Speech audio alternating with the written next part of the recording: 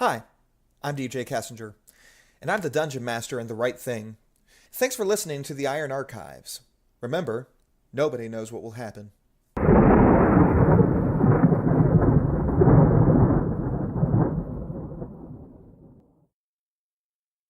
As night has overtaken the sleepy village of Mabaya on the island of Portion,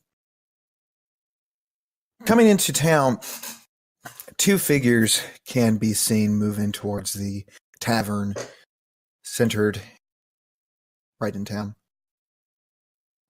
There is a rather large Tyranid man carrying some sort of glass orb.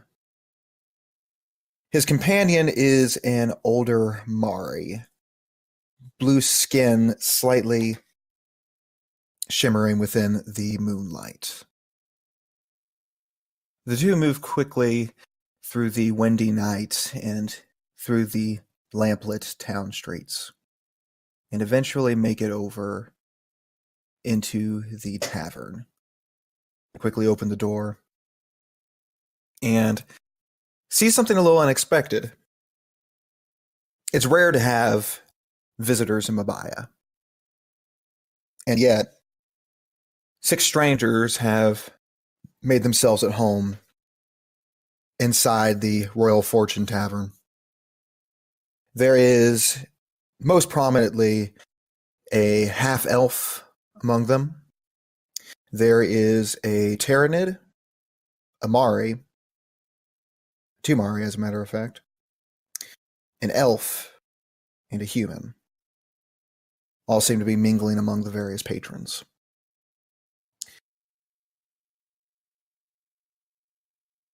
At this point, Dobe, what would you like to do? Dobe is looking to see if Boniface is around. Looking around, Boniface does not seem to be around. You are keeping a sharp eye out for the grimy-looking farmer from before, but you see no sign of him. Okay, so he's going to approach. Is Cohen at the bar? Cohen is at the bar. He appears to be talking to the half-elf, and as you get a better look at some of these people, you can tell they all appear to be pretty well armed. Okay, so he just sort of flashes the orb at Cohen. Cohen looks up from his conversation. Ah! You finally got it, did you? On that note, Cohen, have we happened to see our friend Boniface? No, he hasn't shown up. Not that it's in the least bit related to this ball I have here, but we shall see. He touches his nose, turns his face to the visitors, and says, "And how have we met your acquaintance this fine evening?" The half-elf, who seems to be entrenched in the conversation with the tavern keeper, doesn't seem to have noticed you speaking to him. However, 3 of them, of these visitors, do at least notice that you're speaking to them, being the Mari woman, the human male, and the elven male. Sikia just turns and looks and just kind of just shrugs. Traveling. And perhaps your business is your own, and that is that. But welcome nonetheless, and a good night to you. So the human kind of points at the orb and says, "So what's that you got there?" Taking a closer look at the glass orb, it appears misty at certain spots. Definitely strange looking for you. The Dobe responds, "Well, to me, this is it is a ball, but to my friend, it is a valuable barometer. She can see the weather with it. It changes some temperatures sometimes, and that is about it." He turns the orb to face you And you can see that within it has been inlaid a map of the Bratian Isles. Above certain parts, you can see that there are clouds, some lighter, some darker, at certain spots. Well, look at that. That is really something. Great craftsmanship, too. Where did you get that? Well, it belongs to my friend, and, well, we will not say where it happened to grow legs and walk to this past time. The black-haired elf turns in his seat and wordlessly leans over. Would you mind if I make some kind of check to see if I can discern if there's anything magical about this in Arcana? Yeah, you can definitely do an Arcana check on that. Wonderful. I know everything about this orb. Make sure you're not. I rolled a 3. Looking at this, it's certainly magical, but you just don't understand the nature of it. Well, it's mainly used for figuring out the weather, but it's quite useful to us and our friend here. Would that I knew more about magic. Sikia just kind of scoffs from where she's turned away and just goes, "There's nothing but the trinket." Well, that is where you're wrong. It's quite useful, especially for a fisherman like me. It makes telling the weather much easier and knowing when it's a perfect opportunity to go out. You know, you're onto something there, friend. I grew up in a fishing village, and you're right. It's good to know the weather. It comes in handy when you least expect it. Very much so. Oh, I don't need such a trinket nowadays. I can read the weather myself if I have to. You've got your joints, my friend, don't you? Yes.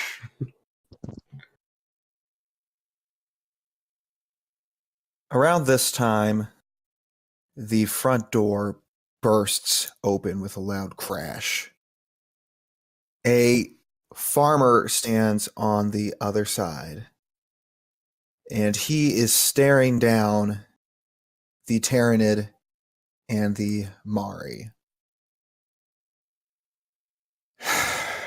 My bull. You killed yes. my bull. What? I was Well, coming here to talk to you about that, friend. Quite an unfortunate circumstance, really.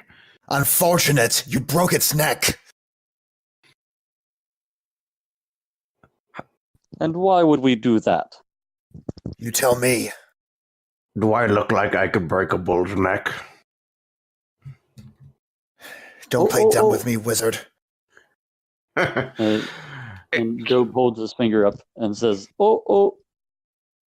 actually, now that I think of it, Boniface, why would you assume that it was us who had anything to do with the bull?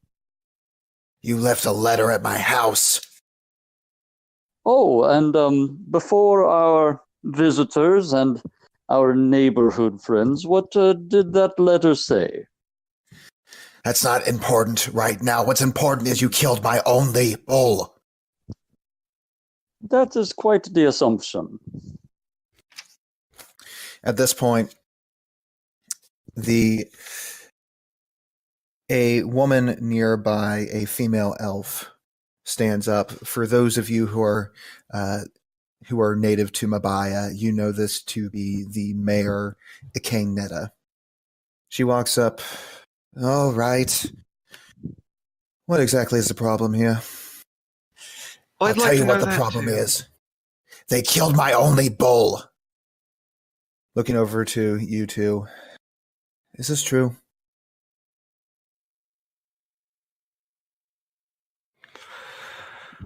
We may have accidentally harmed it. We were passing by and it came running at us, and I simply made it slip, and it slipped in the wrong direction and headbutted a tree and killed itself. That is the way it happened. I was there. The farmer leans forward. 20 gold. That's how much that bull was worth. Oh, come now, Boniface. That thing was hardly worth 10. It was on his last year's anyway. I want 20 gold for that thing. She rolls her eyes. It does sound like you were responsible for the bull's death. Excuse me. From what I'm hearing over here, sounds like the bull got out of its cage and was running amok. If I were to judge this, and I'm nobody important, but I'd think it'd be the farmer's job to make sure that their livestock doesn't get free. It wasn't This free. Dobe sort of twists his face and says, "That is true. It was not free. We were within its pin." She looks back. It seems pretty open and shut. I'm not going to make you pay 20 gold for it, though. 15 gold. And before you can respond, a small sack flies right into the table where you're sitting with a clink of coins on one another. Looking back, you can see that the half-elf who was speaking to the bartender. 15 gold, you said? I'll have to do it for you right there. The Boniface looks at it incredulously. He opens it up, counts out 15 gold pieces. Very well. But stay away from my farm. He takes the gold and he walks out of the tavern. At this point, the half-elf moves up to the two of you. Seems like you got yourself in a little bit of trouble there, huh? Yes, my friend. Thank you, I think. What do we owe this help? Oh, nothing at all. Just felt like being charitable to my neighbor. I'm sorry, I don't believe we've met. My name is Dobe Anbakwa. You can call me Dobe. Dobe, and you, sir. My name's Beldir. Dobe and Beldir. Oh, nice to meet you. My name is Aaron Forsbane. First mate aboard the Violeteer. He points over to the nearby Tyrannid. That there is Ukumbozi, pointing to the nearby Mari male. That over there is Scale of Relduin.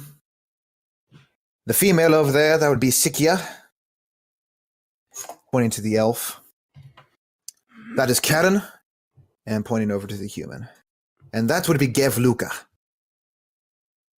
At this point, Akane Netta, the mayor, pipes up.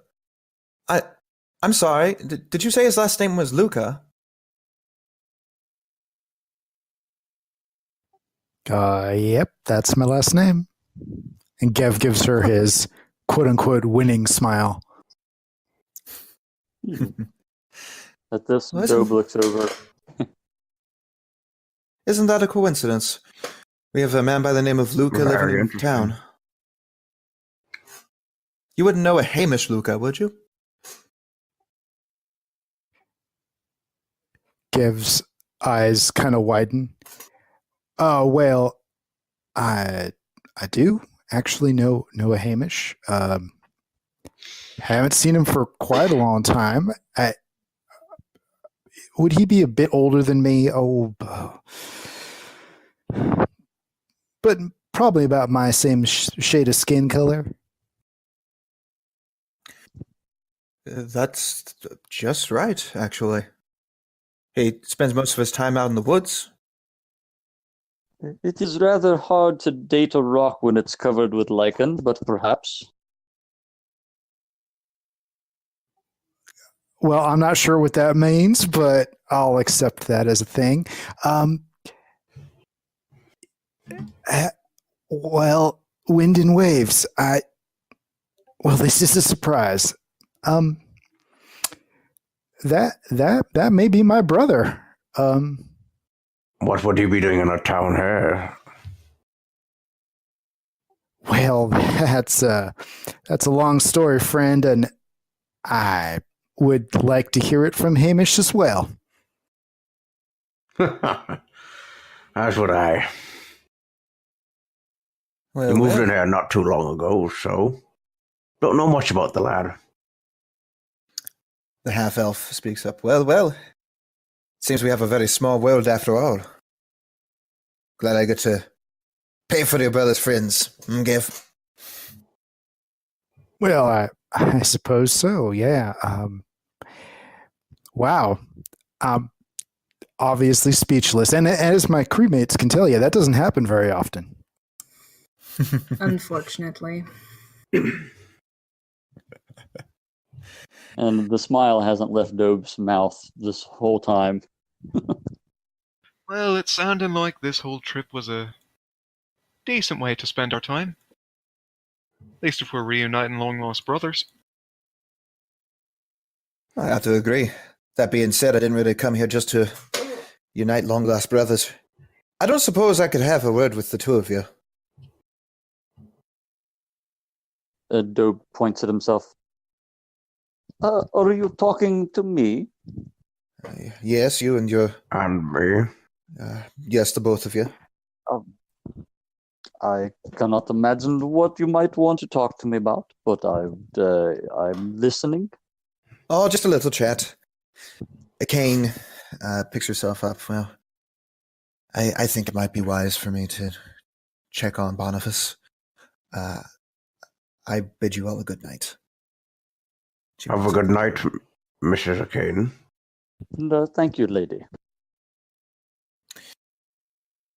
At this point, the 8 of you gather around at a single table. So, you've been locals here for some time, have you? Oh, you can say that. Yeah, Dobe's been around for as long as I've been alive. The Tyranid. And, Oh, good. and some, yes. The Tyranid speaks up. Have you always been such troublemakers? You happen to catch us on quite an eventful day in our little town, but Yes. let us just say, oh, okay, yes, that.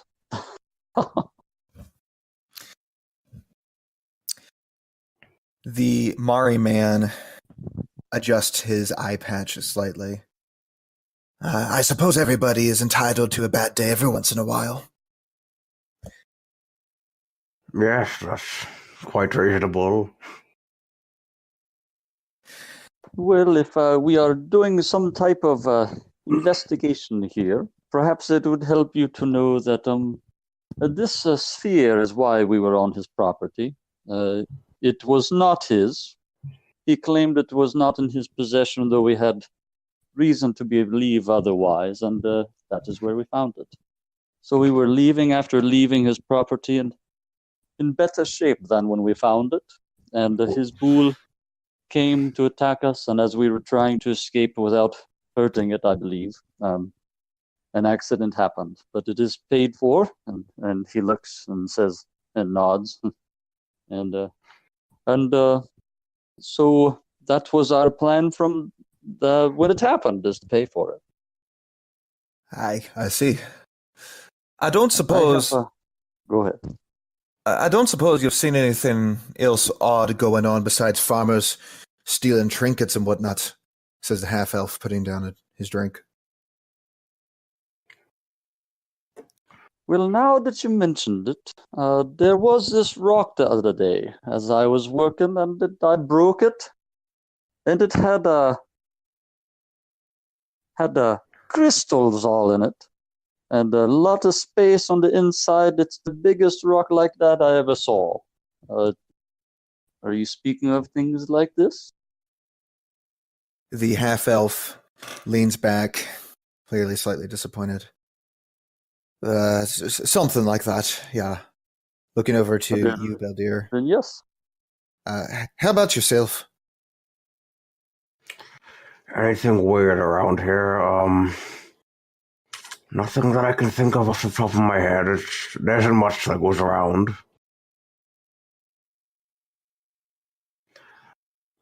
You know, just Bonifish being Bonifish. That's about it, really. I see. The half-elf makes side eyes around, makes eye contact with a couple of his party members. Well, I suppose if you were to hear of anything strange going around, something very far out of the usual, you wouldn't mind telling us, would you? Are you talking about the old folk tale of the demon that's nearby? At this, his eyes go wide and they dart around the room. Nobody else except him and a few of his party members seem to react to this. Yes, perhaps. I was not sure if speaking of such things might bring panic around or not. Oh, no, not at all. It's more of a folk tale that the parents used to tell us to not go too far into the woods, being a small town and all. I never thought too much of it. So you're saying you don't believe it's true? Well, it could very well be true. I've seen quite a number of things in my time, but I haven't seen it all my times being here, and I don't think nobody's either, so shouldn't worry me too much. Maybe it's moved along somewhere else. Yes, given the size of our village, about the biggest thing that has happened is the dead bull, and that's what we'll be hearing about for the next several days, I do believe, until someone's pig dies or something like that.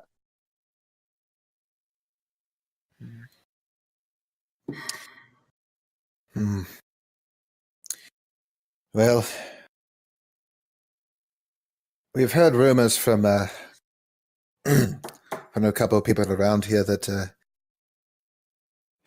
it might be found over to the east. Would you hear anything along those lines? The east, you say? Not that I can really think of. I haven't heard that tale in quite a while from my parents. It's been quite a while since they've told me that story or been around to tell me it. Dob may remember more, but I'm not too one to remember that. I see. Yes, I have not gone far past my rock pile, to be honest. But we do know this place, and we could show you where we've heard of things. I could find someone perhaps who does know more of the story. And does anybody come to mind, DJ? It's getting pretty late at this point. You, through the adventures of the night, it's been it's probably into the early hours of the morning, honestly, at this point. And the people who would know any more about it who aren't in this tavern are almost certainly asleep. That being said, you think Kane Netta herself might be one of the better options there?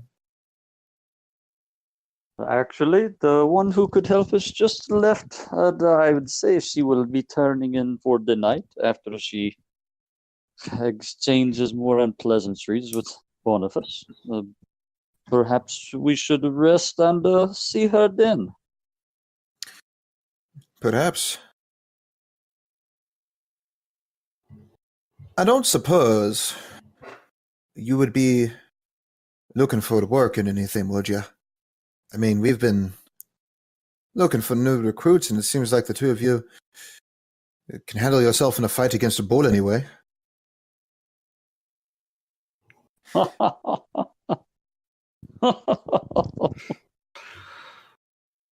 I'm sorry. Oh.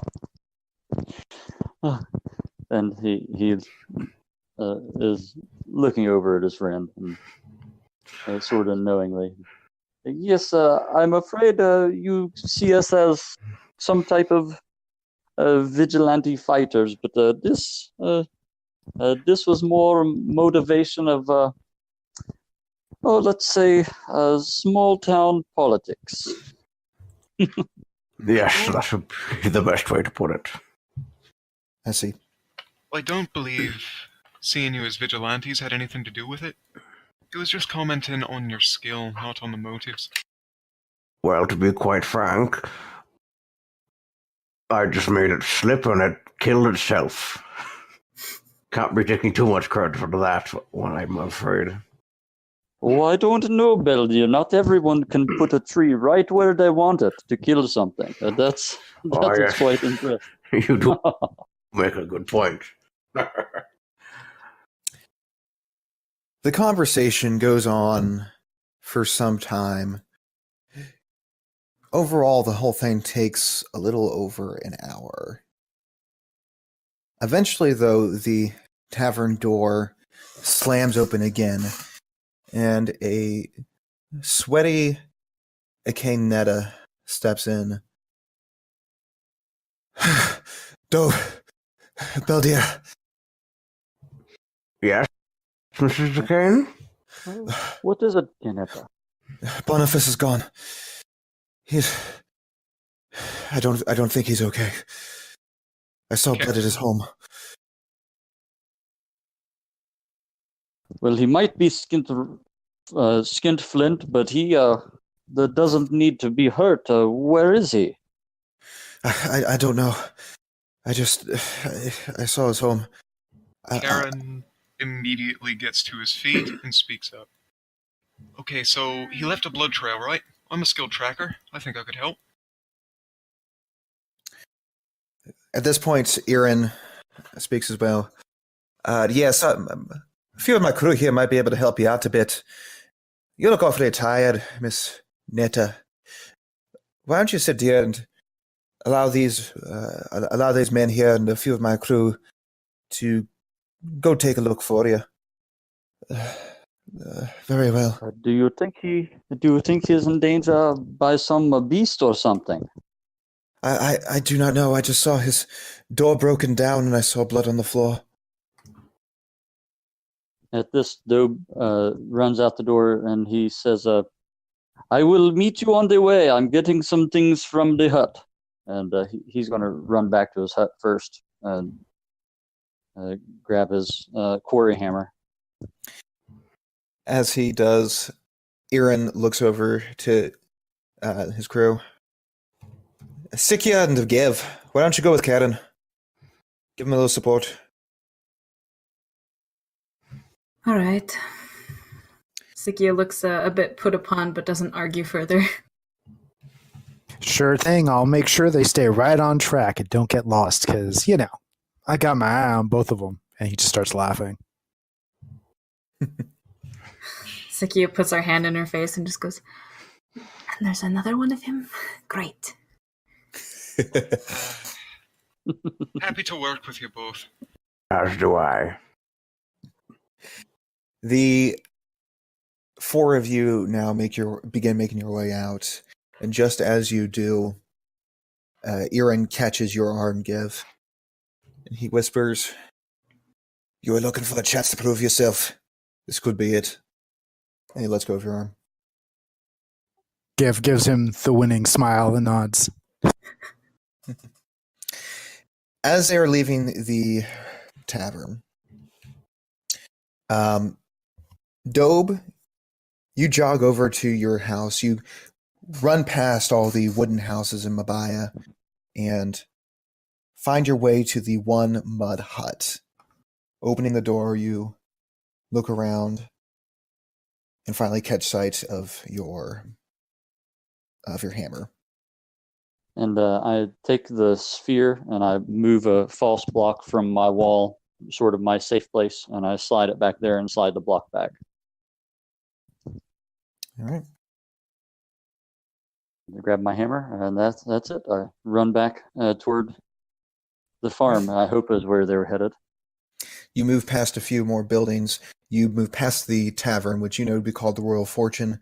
However, looking up at the sign, it says the, and then there's a couple of spaces, tavern. You then continue past the tavern. and catch up with the rest of the group.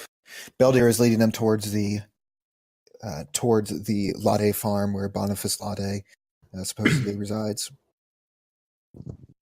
The hike is decent, but eventually you make your way back up to this terraced farm. Grains of corn are bathed in the moonlight as you see all these terraces. Each of you hops over a nearby fence and walks past a nearby dead bull. As you continue your way over there, you make it towards the small one-room house. What would you have to do? As we would have passed the bull, Baldy would have just pointed out, "See it? It's right there in front of the tree. I didn't kill it on purpose." I didn't think that you did. Well, I kind of suspected, but I was going to wait to hear what you said. I was going to say that is a lot of trust to place on two strangers who could just be hooligans. I'm far too old to be a hooligan. But looking toward the farmhouse, he says, "But we did not do this." And as I'm scanning, do I see any trace of any warmth anywhere on the horizon in the fields or anything? Looking as a Tyrannid, having no true eyes but only echolocation and infrared senses, you don't see any sorts of unexpected heat. There might be an occasional bird among the plants or among the buildings, but nothing large, nothing human-sized. Could I start looking for any tracks leading off Karen somewhere? is going to step up and move to the front door. He remembers hearing from the woman, the mayor, that the front door was busted down and that there was blood left inside. He's going to investigate for any claw marks, anything that might indicate that a fiend of some sort did this. After all, he's got a bit of experience with fiends. All right. So, through your elven eyes in the moonlit night, it is just as easy to see as if it were day for others. You move over to the front door. Looking at it, you can see that it has been smashed to pieces, and there is indeed a little bit of blood right at the center.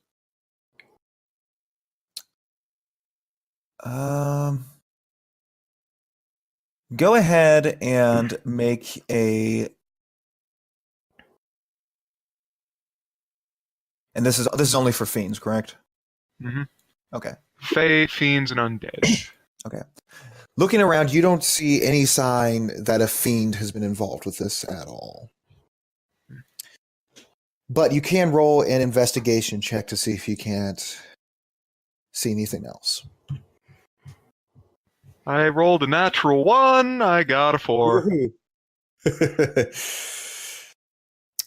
You are just unable to make anything of this, I'm afraid. You can just see blood. That's about it. Baldir has been looking for tracks outside the house the entire time to see if there's someone in an escape. Okay.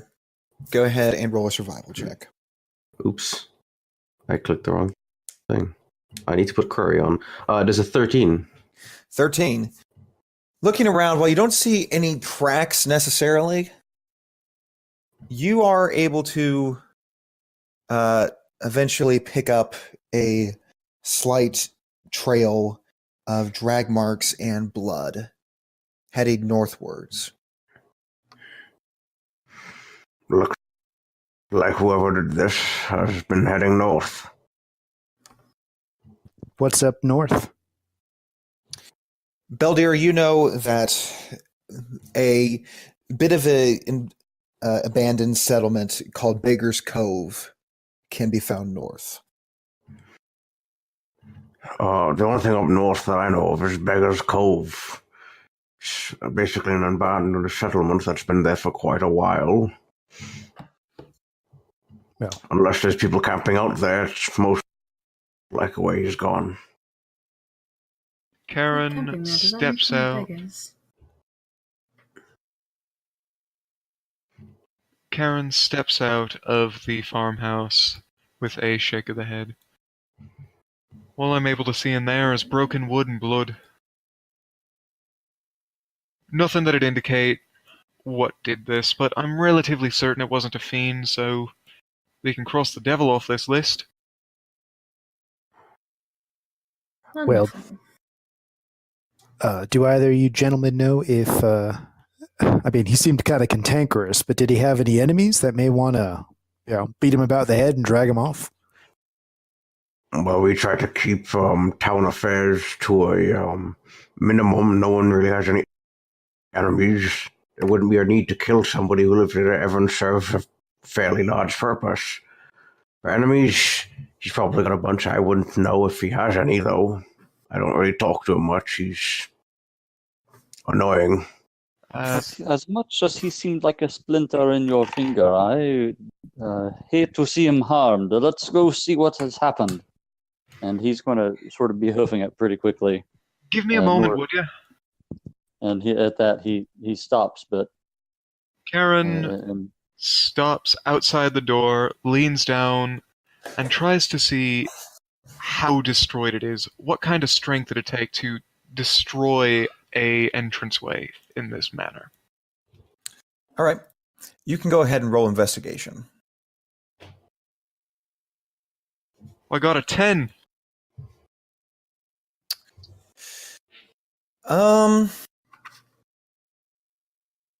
The door has not been fully destroyed.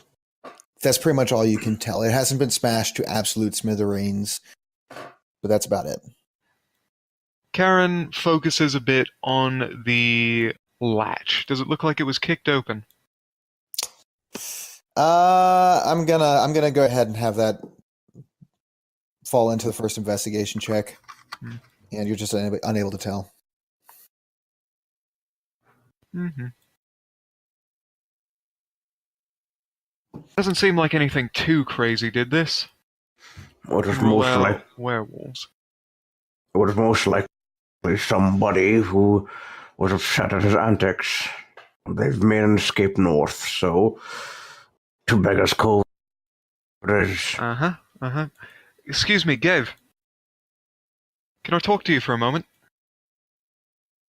Well, that's one thing I love doing. Let's do it.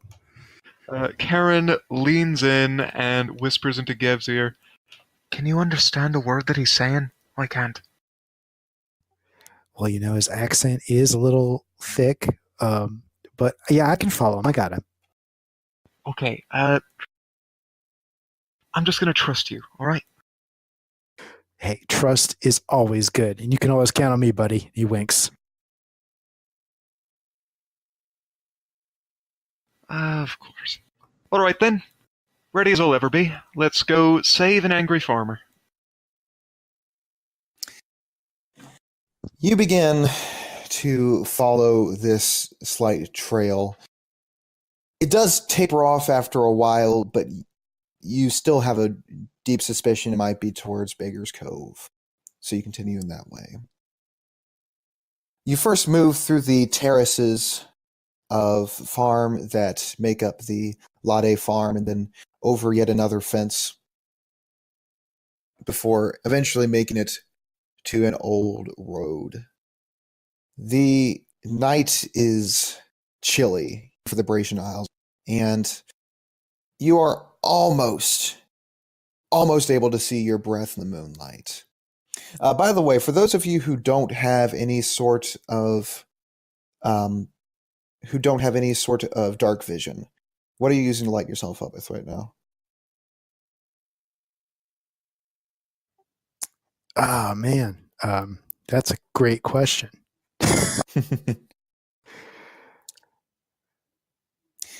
Torches do come standard with most of the packs, by the way. I was going to say, I think I'm going to have to go old school torch style here, guys. All right. The torchlight flickers. Dobe sort of leading the pack. I imagine he could have figured out the crushed grass and things, and if they're getting closer, maybe he can even see that the blood's a little warmer than the other blood. Yeah, that sounds reasonable. The Firelight from the torch flickers off the canopy of trees above you. Occasionally, you hear some animal calls off in the distance. As you continue to step, the minutes slowly turn into hours. Any conversation in the meantime?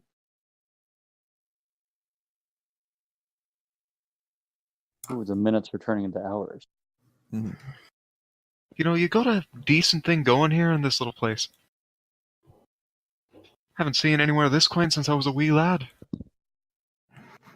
It is quite small. I wouldn't lie.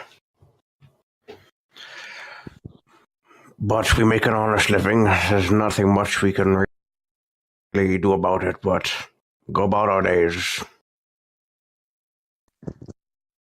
You will Killing have to bulls. excuse.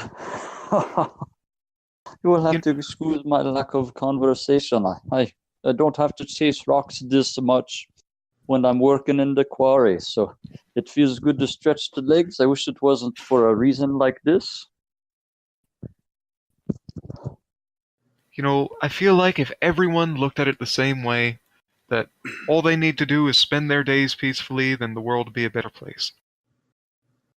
Now that I can agree to. So, Sikia, how are you liking small town life? And he kind of grins at her. She just gives him a very flat look back and she goes, I feel like I'm back home. I hate it.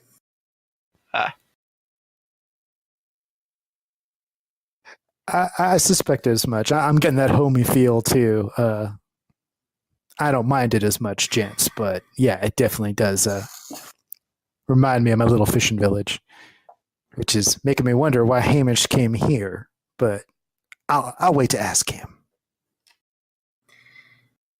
Just a question. Is your brother as talkative as you? Well, you know, me and my brother are like two sides of the same coin. We both kind of look good, but you know, we look a little different depending on which side flips up or down. The answer is no. Oh, yes, I was going to say I've not spoke to Hamos too much, but I think that's a no.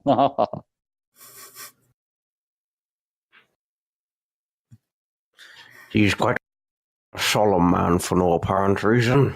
Don't know much about him, but I assume it has something to do with why he's saying you've happened to follow. But he seemed like a good guy. He came with us and tried not to kill the bull with us as well.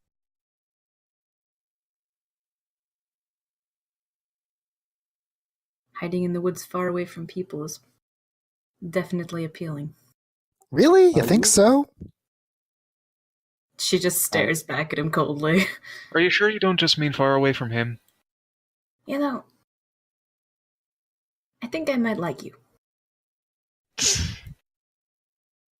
Oh, that one hurt. That one hurt. Yeah, I felt that. So what's the marching order look like, guys? I'm picturing. Yeah. I was going to say, Gev realizes that almost everybody here can see in the dark, so he's actually probably going to hang back so that his torch isn't impacting them too much. Yeah, and Dobe is intentionally making sure to keep the torchlight out of his periphery. Okay. Being like a little sun at night wouldn't be too great. Karen he's is sort of blazing the trail. Karen is taking up the front. He is keeping his eyes down and trying to follow the tracks as they've been marked by the others. And Sakia's perhaps right up front wincing- with Karen. And perhaps wincing at the things that Dobe just tramples through. Bill just kind of And stick to the back to make sure no one gets lost. And he's barefooted in about 3/4 length trousers. Do Mari have dark vision? I believe so, yes. I don't remember. Anyway, as you continue to walk, eventually the sun begins to rise up on a new day. It is now the 36th of second rain. You continue to walk in the early dawn for a couple more hours. I currently have the marching order as a 3 and 2. The three at top are Sikia, Karen, and Dobe. And in the back, side by side in the back, I have Beldir and Gev. That sound good? Yep. Sounds about right. Sounds work. Hold on one second. Let me. Oh, my bad. Okay, you should have it now. All right. DJ is saying he didn't give the calendar keeper calendar permissions for you listening in.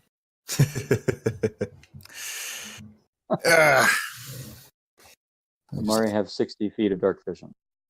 Yes. Okay, cool. All right. So, as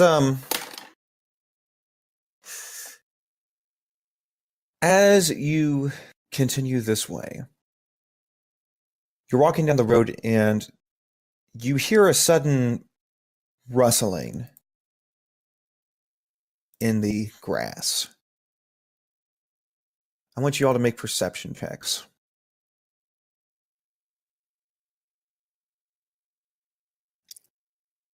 I rolled a 9. I have a passive perception of 15. That's a 10 for Beldir. 21 16 for Gev. Dobe.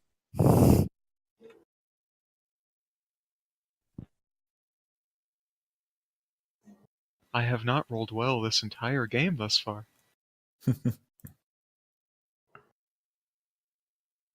All right. So, Gev, you're the only one to notice that over behind a rock, and at this point surrounding you in different directions, is a few goblins. They look like they're hunched over, getting ready to strike at you. Gev sees this and his eyes widen, and he realizes that the only one that can really see him would be Beldir, because everybody else's back is to him. So he just says, "We got company," and tries to sound not as panicked as he actually is. As you say this,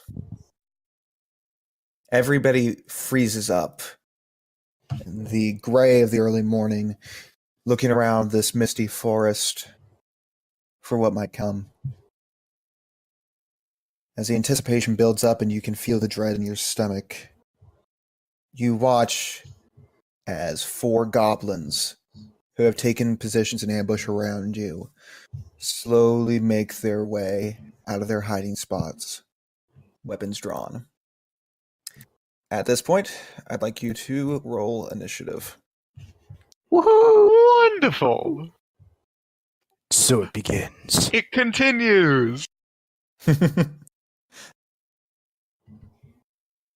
Do you want us to state our initiative rolls? Nah, that's okay. Thank you for asking. 0.1? Oh no. I'm not scared. Not scared at all, guys. I'm fine. I'm fine. Oh yeah, yeah. I can tell.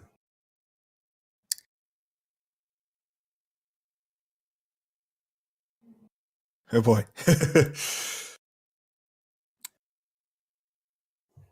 All right. With that,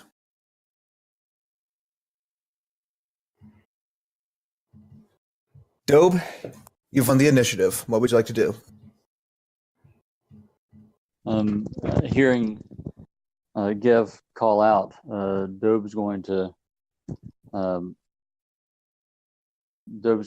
get in a broader stance and get both hands on the handle of his maul and scan the area, being careful not to blind himself by torchlight, but the sun's at least peeking up, balances everything out. And he's going to hold his action, and the trigger is going to be when things approach. And to attack, he's going to try to fend them off. So I'm going to hold an attack action. Okay. This goblin over here is going to charge across and engage with Gev. He takes out his scimitar and starts slashing.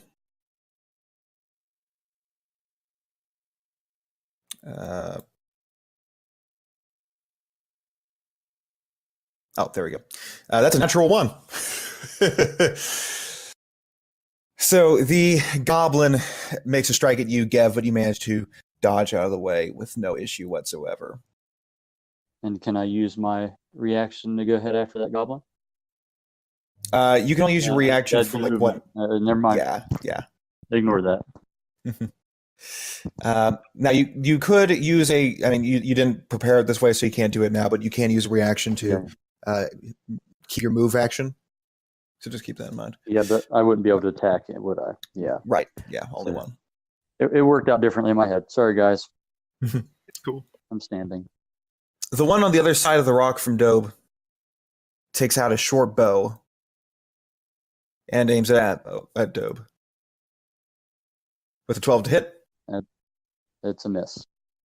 The arrow whizzes over your head in an instant. Sikia, your turn. Cool.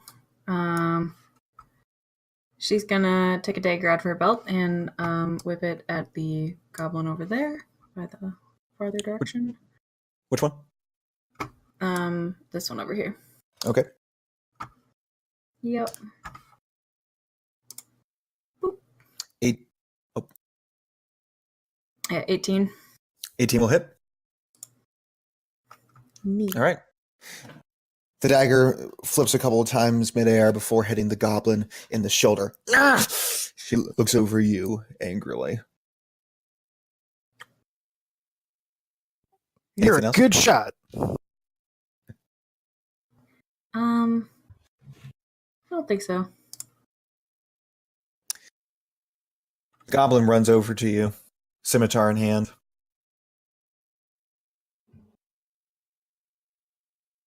And another natural 1. She You dodges managed out of the way with ease.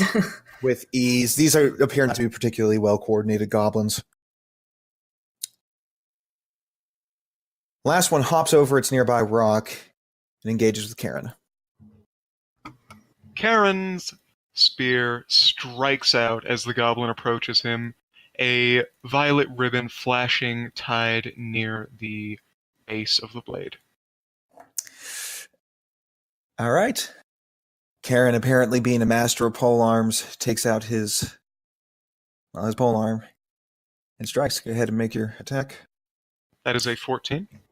14 is going to miss. It just barely glazes off the armor of this thing. And now I can use my Yes, you held can. action. Yeah. And I'm going to swing almost golf club style up toward the goblin's head. Okay. Shouting, "These forest rats, they've ambushed us."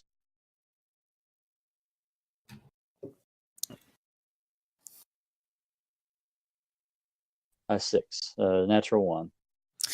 Unfortunately, you're not able to strike it with the hammer. It dodges out of the. It manages to dodge out of the way of the branch spear. It dodges out of the way of the hammer, and continues on its blood journey right towards Karen. Hello there. Ah. My name's Carrion, and your name's Carrion. 19 to hit. That hits. 4 slashing damage. The scimitar flashes forward and manages to catch Karen in the arm.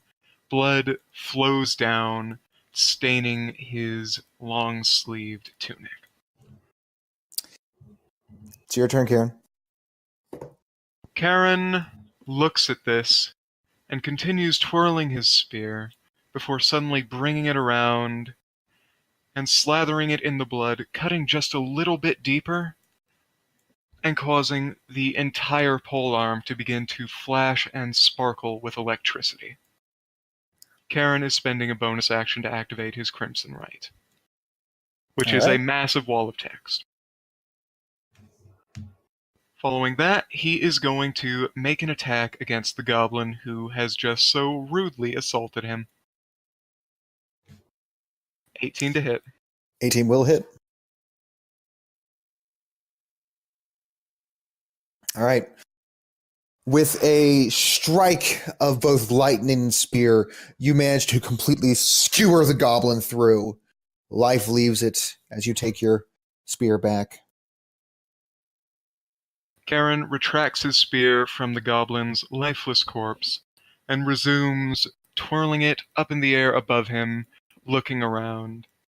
The violet ribbon that is tied to it flashes tantalizingly, pretty clearly a gambit to ensure anyone he's fighting is watching it and not the point. Beldir? Beldir, seeing the goblin next to Gev, he will let out a firebolt at it. Kind of just winding up his hand, letting it out. From that angle, he is going to have slight cover, just a half cover from that. Not a problem. He will still try to help out his buddy. Okay. Does And it that'll hit cover or not? Okay. 5 damage. All right. The fire slips from your fingertips right past Gev and onto the chest of the nearby goblin. And as a bonus action, Beldir will take the dodge action. Being Mari's very good at multitasking, allowing him to do multiple different things in one turn. Very good. Gev? Seeing the goblin now burning, Kev says, "Wow, that smells bad. Well, have to take care of that. It's time for this goblin. Yes, it does. Time for the goblin to meet Dom." And he pulls out the belaying pin he has with Dom carved into it. And as he says the name, it actually glows a blue color. And I'm using Shillelagh as my bonus action. All right. And then he swings Dom right at the goblin. Gets a 24. That will hit. And that will kill. With your 5 bludgeoning damage, you manage to smash the face of the nearby goblin. Still trying to put himself out from the fire, he falls to the ground lifeless. And he still smells horrible. All right. Dobe? Not wanting to be nearly missed or hit by an arrow again, Dobe pursues the one with the bow in the woods. And he says, "That is enough of this. Let us put it to an end."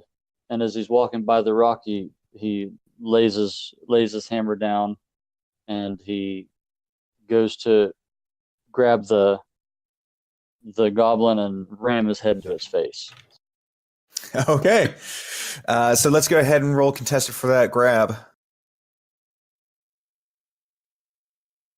You said contested strength? Yeah.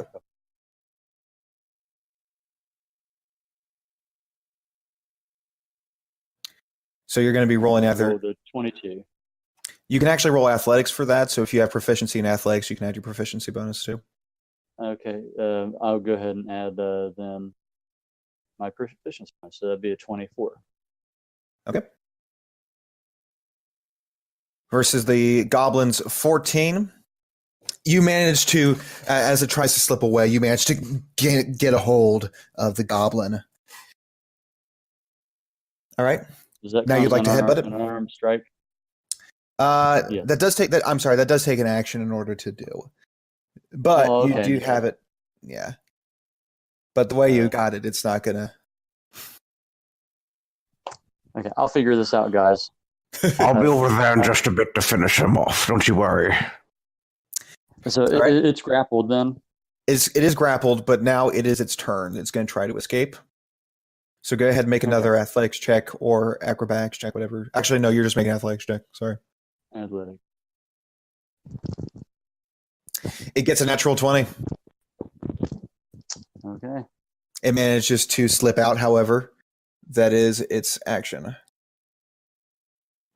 Thikia. Seeing the goblin she'd hit with her dagger run up to her, she pulls out her rapier and attempts to repeat what she did in the last battle and stab right through him.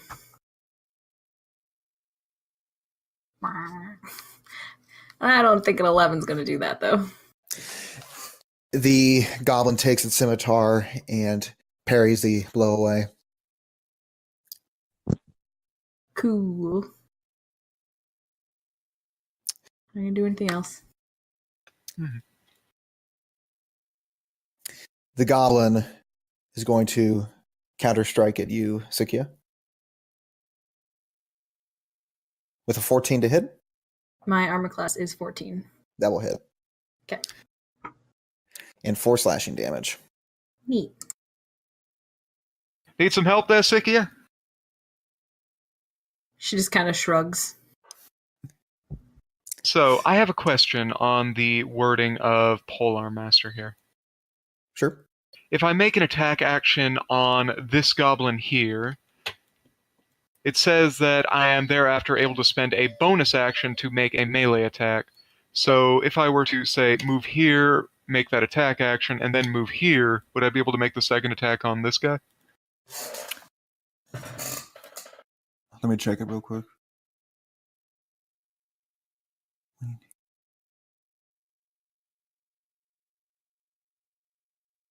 I'll roll that. You can do that. Okay. Then I am going to. Karen moves up, spear twirling above him before he brings it down, slashing with the bladed side of it towards the goblin that is assaulting Sikia. All right. 15 will hit. Wonderful. I'm sorry, I should let you announce your own rolls there, but I'll let you do the damage. Karen rolled 10 damage to lightning. And with this second strike of the spear, the goblin goes down. There is only one remaining currently engaged with Dobe. Karen immediately turns on his heel, spear behind him as he rushes over to Dobe and brings his spear to bear. Instead of striking with the blade this time, though, he brings the haft around and attempts to bash the goblin. All right. Unfortunately, it seems as though, in the confusion of it slipping from Dobe's grasp, he manages to miss the haft of the spear going over the goblin's head. He rolled a 10. Beldir, your turn. What happened, Dobe? I thought you were going to keep it still for me. Either way, Beldir will run up, pulling out his fishing dagger, will go to try and gut it.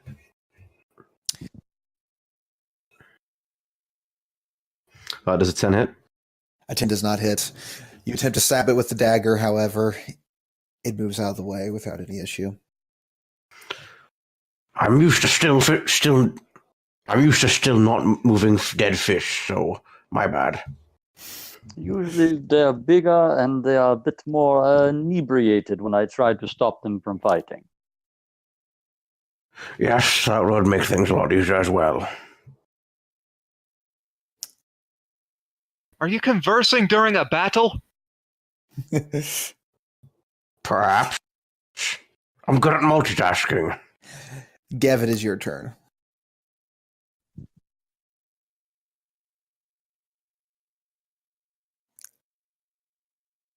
Well, might as well join the party, yeah? He is Yeah. flanked, so he should have advantage on this. Yep. Gev rushes over and right up to the goblin and swings Dom down again.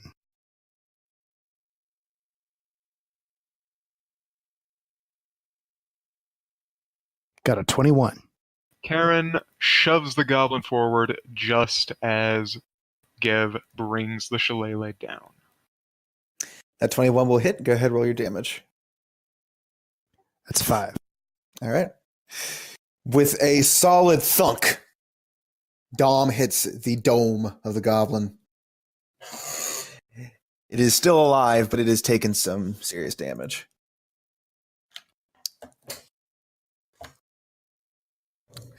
Anything else? That's all Gev's doing now. Except I did like Dom Dome. That made me laugh. Dobe, your turn. And taking no joy in it, as if just to end something unpleasant, he jerks his knee sharply up toward the goblin's chin to end this. You also have advantage. Now, I've never rolled unarmed. What do I do? I should have figured that out. You are proficient in unarmed, but do you have any class features that give you any Yes. bonuses to it? The D4 damage. Okay, so it would just be your strength or dexterity modifier plus your proficiency modifier then. So you could just roll an attack with your weapon, and if it hits, just use it for damage instead. Okay. So I'll just roll with my weapon. 17 to hit. That'll hit. And then, so it's a D4 plus my strength modifier? Yes. Or dex, depending on which is greater. Strength. Yeah. If you have a higher dex as a barbarian. 7 damage from that knee strike. All right. Wait What is a that, minute. Falco? You're telling me a great club isn't a finesse weapon? With a final strike, Dobe smashes into the chin of the goblin with his knee, and the goblin crumples to the ground, limp. Dobe doesn't even say to see it. He just sighs and turns and starts walking back up the path. As you sigh and turn, you see Sikia bent down, rifling through pockets, and eventually finding her dagger still stuck in the goblin, pulling it out, cleaning it, and putting it back in her pouch before continuing to rifle through all of the pockets. If goblins have pockets. You are hungry. Do you You really are think hungry, girl. I might have something I can give to you. Go ahead. Sorry. I don't really think goblins have much to offer there, Sikia. They seem a little bit, dumb. I don't know, I found some pretty interesting stuff on pretty dumb people before.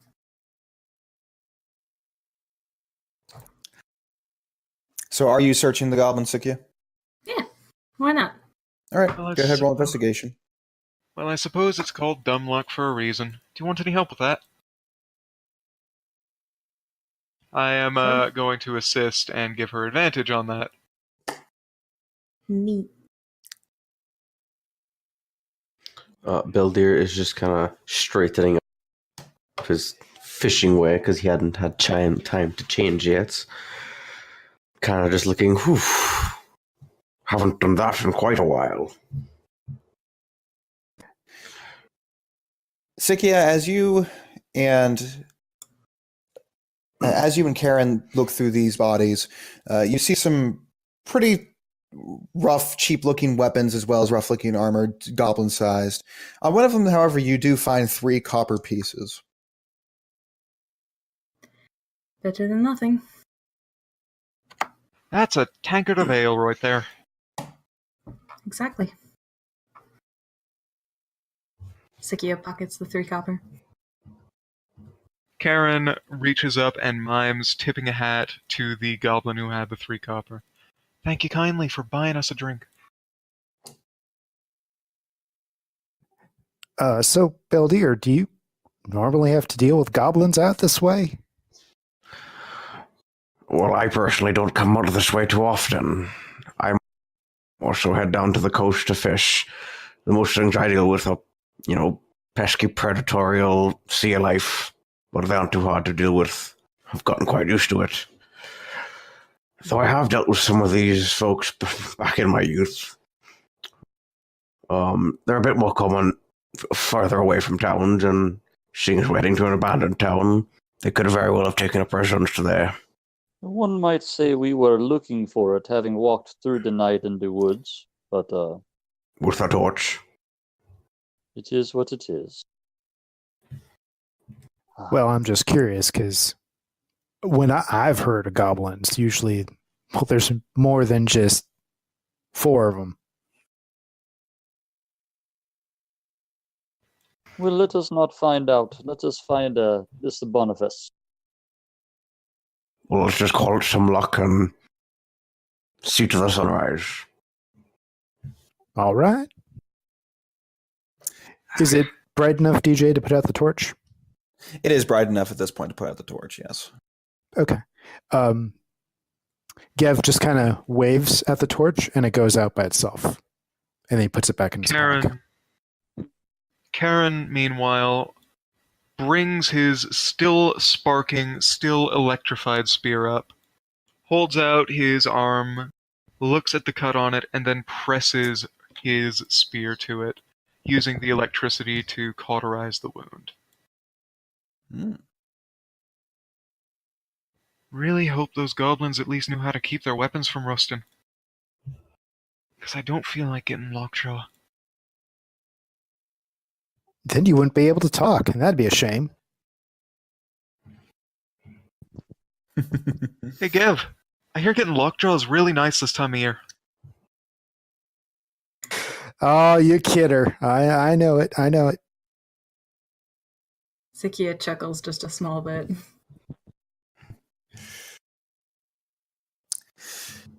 You begin to move past these goblins and continue towards the road towards Baker's Cove. Can I get a con save from Sikia and Karen, please? Okay. I rolled a 4.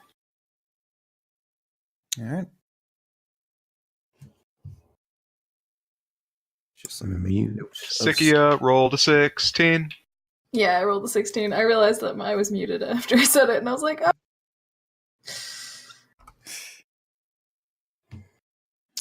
All right.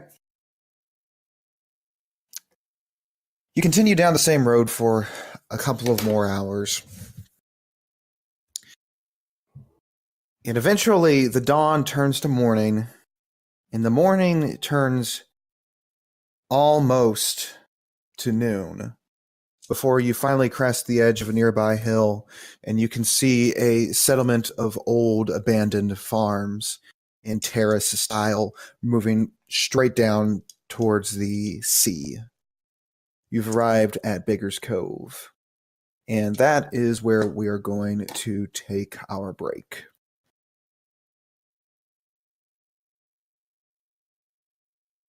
Hi, Greg. Hi, All right, Greg. guys. You have, as a party, finally managed to break through the forested area of the Isles and back to the opposite coast, where a small community, abandoned, of farms has shown itself to you. You can see that these abandoned farms are terraced and lead all the way down to the ocean. You find yourselves at the southern edge of just one of these farms. And I would like you to go ahead and place yourselves on the south of the map, please. Okie dokie.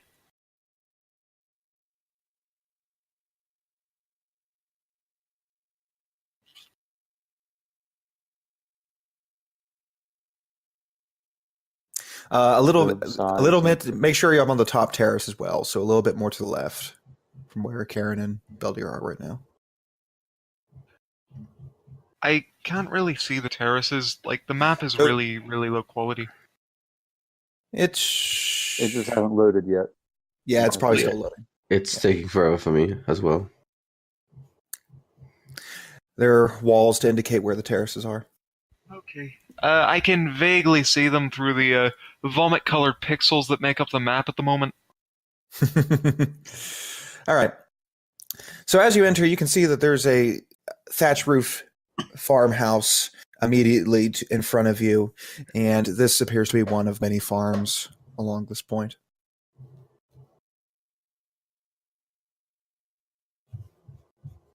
Does it look like someone's been using it, or does it look like it's just kind of been sitting here forever? It appears to have been abandoned for quite some time. Does Dobe know anything about its story? Um, Oh, Beldir, either of you can make a history check can both of us make it? if you'd like. Either or. 10 for Beldir.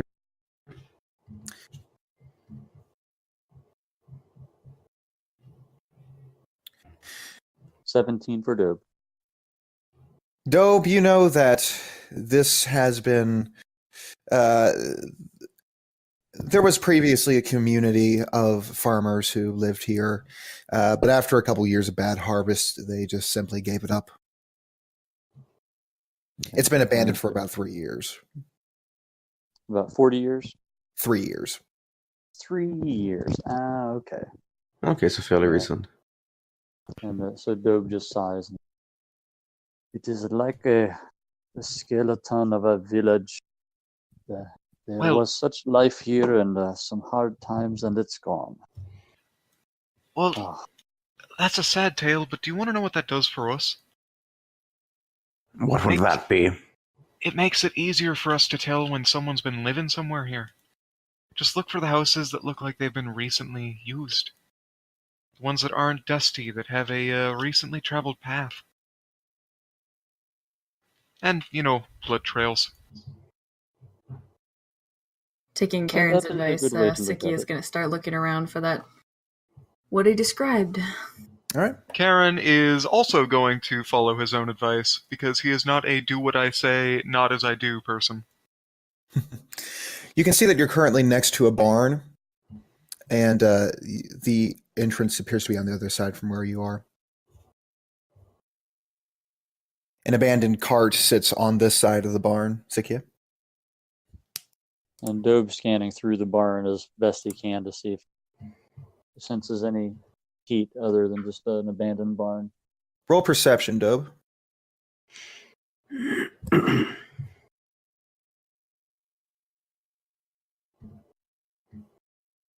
Dobe rolled a 9. You don't see any heat signatures on the other side of the barn. Is there anything left in the cart next to Sikia? There appears to be some very old rotten hay. That's about it. Hmm. If you'd like to look closer, you can make an investigation check. Investigation. Investigation check. Yeah, sure, why not? Oh, Just rotten hay. You could feed that to an Otyug. Be a veritable feast. What? What did you say? An Otyug. They're like tentacle monster things, David. Where to look at? Otyugs live in sewers. They eat sewage. well, that's disgusting. Yeah, that sounds a little unnatural, but there's a place for everything, I guess. They make for good ways to dispose of sewage. Does there seem to be any thing other than hay in the? Does it smell like there's anything decaying? Anything other decaying than hay in the cart? No, nothing really smells except hay in there. Sikia, as you approach from this direction, you can see that there is a shed nearby. The door appears to face southward. Oi, Sikia, Yes. you check the shed, I'll check the barn, okay? All right. Karen Kev's- does as he says. And Gev is taking a look at these steps over. Gev, as you take a look at these steps, you do notice that there appears to be a small blood trail on them. All right, so at the same time, Sikia, you enter into the shed. It appears to be filled with a bunch of old tools.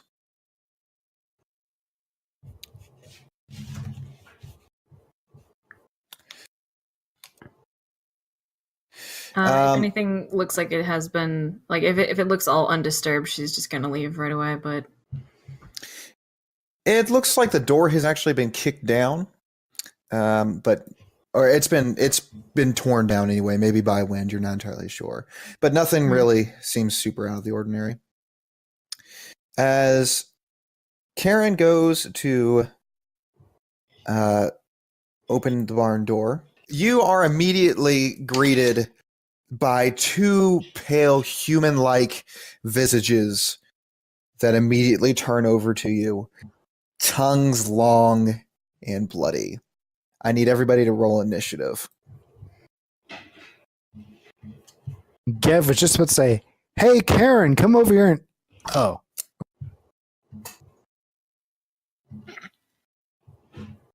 Karen rolled a 7.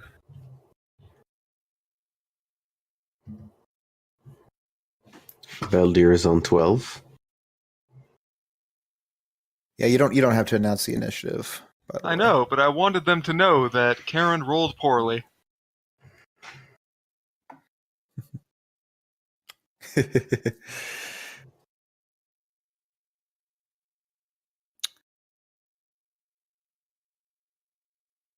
And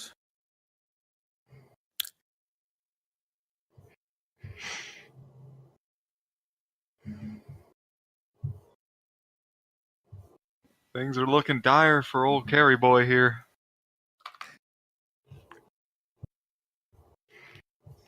Split the party. all right. And the ghouls get to move first. One stares you down, Karen, and immediately starts dashing in your direction. It's not quite able to get to you. The other one, however, is able to. Mm-hmm. Is it able to attack? It is not able to attack. It did have to take the dash action in order to do it.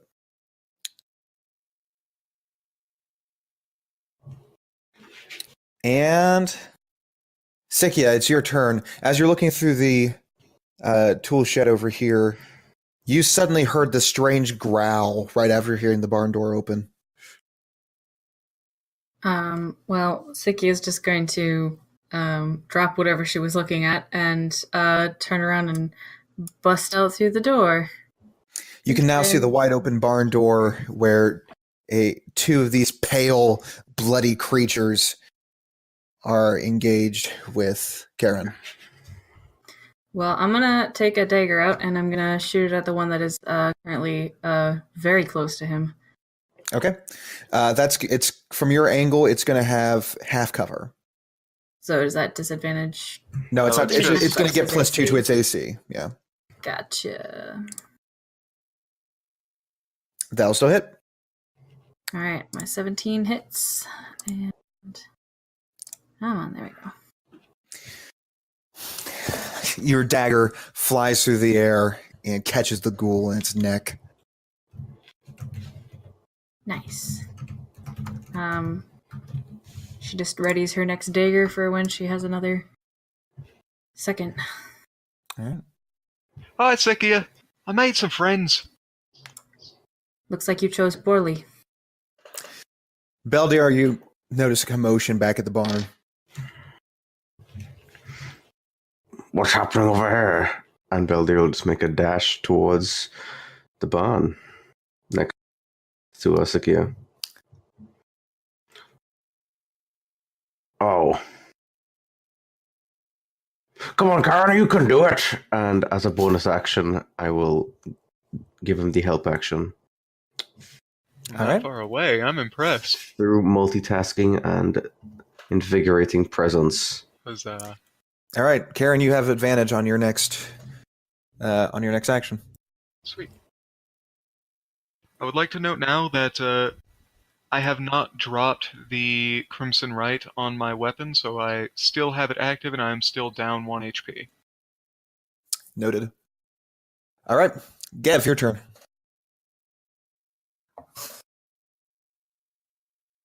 So Gev hears and sees all the ruckus.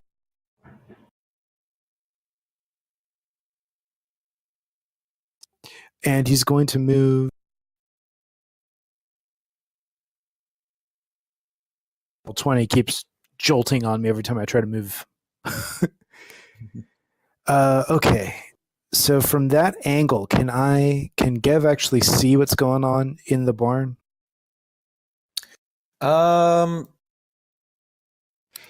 Sort of. You can see that something is right up next to Karen, but you can't really see what it is. I can tell Karen's alarmed, though. Yes. All right. Never mind. I should have called it out when it happened. So Gev says, well, maybe they won't get to you as quickly as you think. And he points in that direction.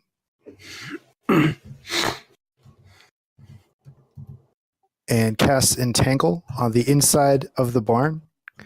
So right underneath the ghoul's feet, a bunch of weeds suddenly erupt out and wrap around his feet.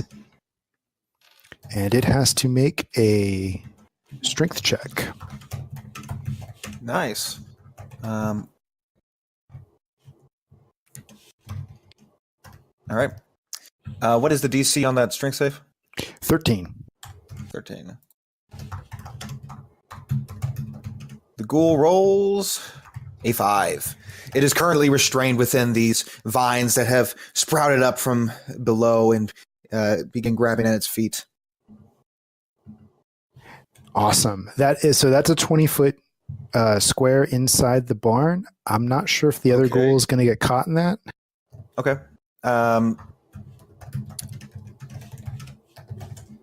Yeah, I think since you're doing it in such a way where you're not trying to get Karen within it, I'll say, yeah, it gets the other one as well. So it's going to make a strength save too. 15, it passes, but it's still going to be a difficult terrain to get through that area. Correct. Okay. That's all. Actually, he'll do Shillelagh on Dom again, just in case. All right.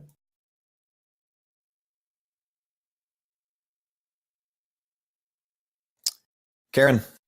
As the ghoul approaches him, Karen goes low, crouching down as he brings his spear up, twirls it above him, holds it close to his back, and then suddenly brings it around from the side, slashing at the ghoul's neck with the invigorating help given to him by Beldir.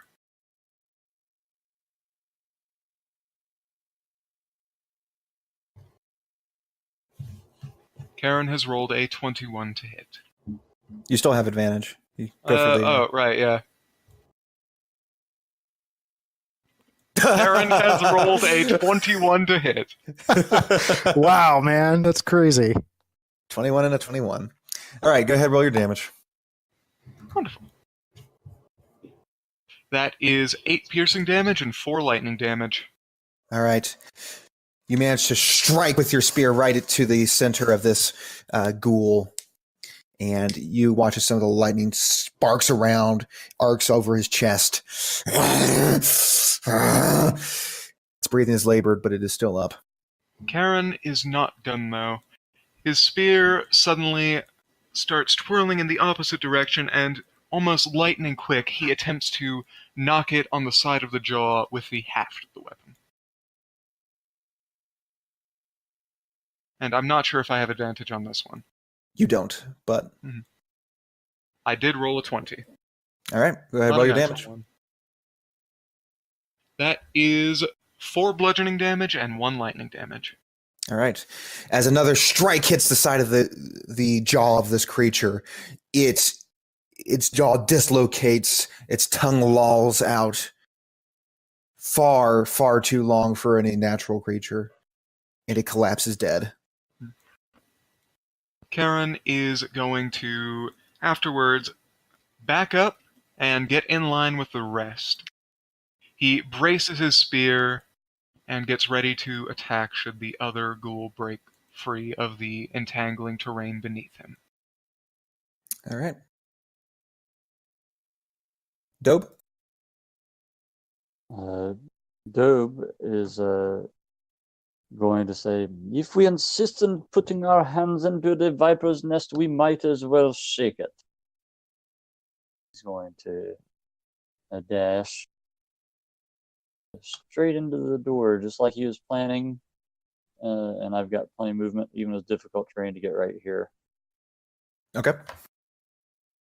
And that's my turn. All right. The ghoul growls right in front of you, Dobe. And it swings at you with its clawed hand.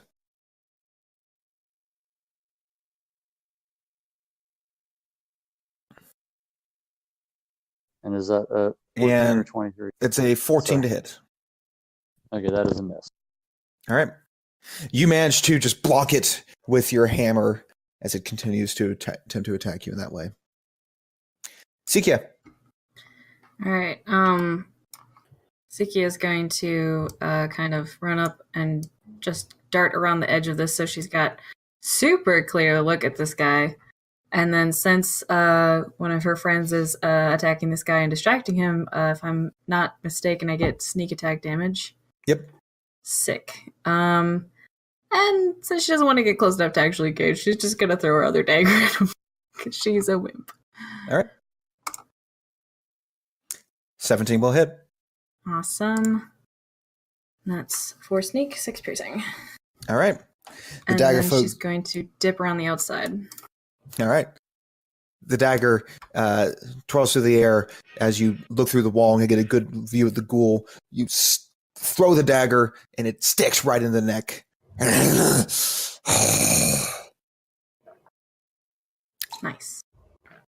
Beldir.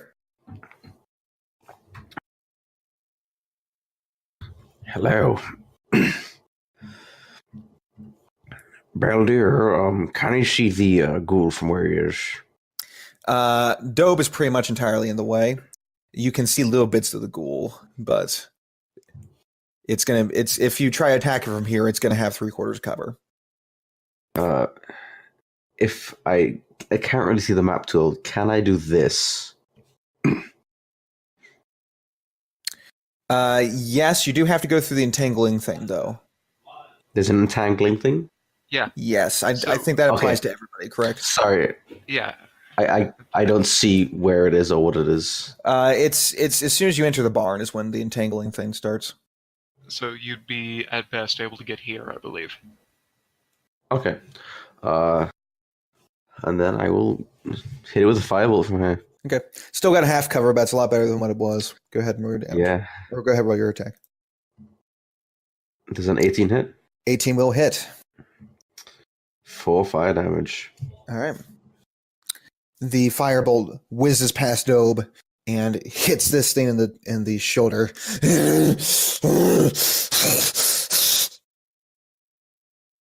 Anything else, Beldir? Nope, that's it. All right, Gev. Gev's going to continue running towards the barn.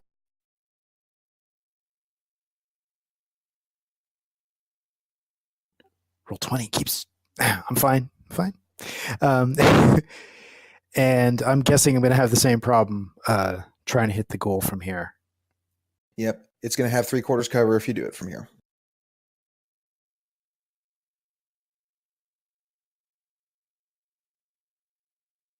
Okay, Gev is going to pull out his javelin and hold action in case he can get a clear shot. But that's all I can do. All right.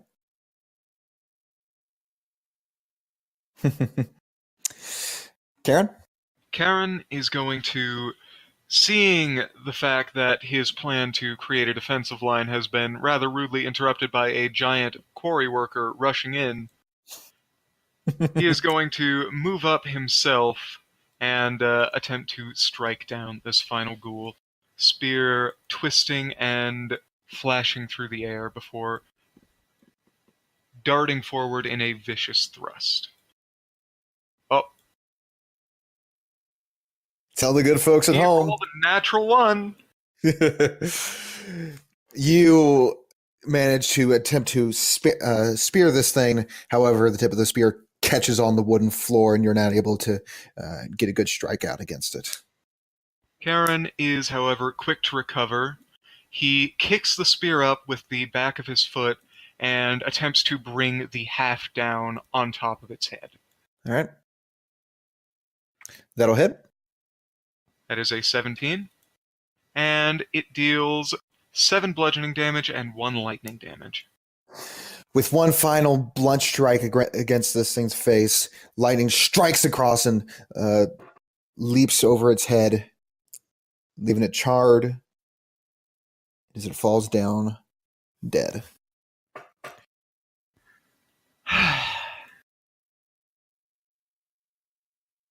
Well, that was a bit more than I bargained for.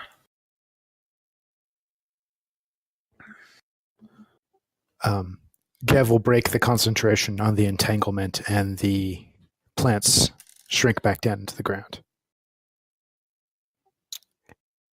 The tension releases from Dobe's arms, and he just turns around again. No joy whatsoever in what just happened. They're getting back on the trail. Why are there undead wandering around this village? It's a good question. But at least I know what we're looking for now. Do you think the ghouls attacked the villager and dragged him here? What? Karen has advantage on intelligence checks about undead. Would he be able to attempt to recall anything that would suggest if ghouls have enough intelligence to do that? Yeah, you can make a history check at advantage. Mm-hmm. Ding, badoop. That is a 14. All right. You know that ghouls generally aren't very intelligent at all, and that most ghoulish victims tend not to get dragged. They just get ripped up on the spot. This doesn't sound like something that a ghoul would do. Normally, ghouls are little more than feral beasts. An attack by a ghoul has a disturbing amount of similarity to attack by a mountain lion, for instance. Except, mountain lions at least drag their prey back to a den to eat. Yeah, that makes sense. Well, I did find some blood over by the stairs over here. I was about to call you over when a little excitement here happened. Dobe, was it? Oh, Dobe. it's a Dobe. Dobe.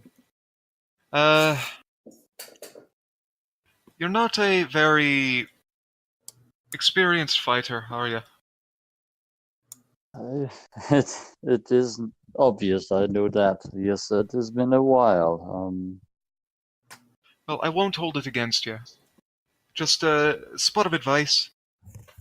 Don't go rushing in when everyone else is trying to set up a line. If possible, try and set up with them, and make sure that the enemy has to come to you. If you walk into their den, they have the advantage.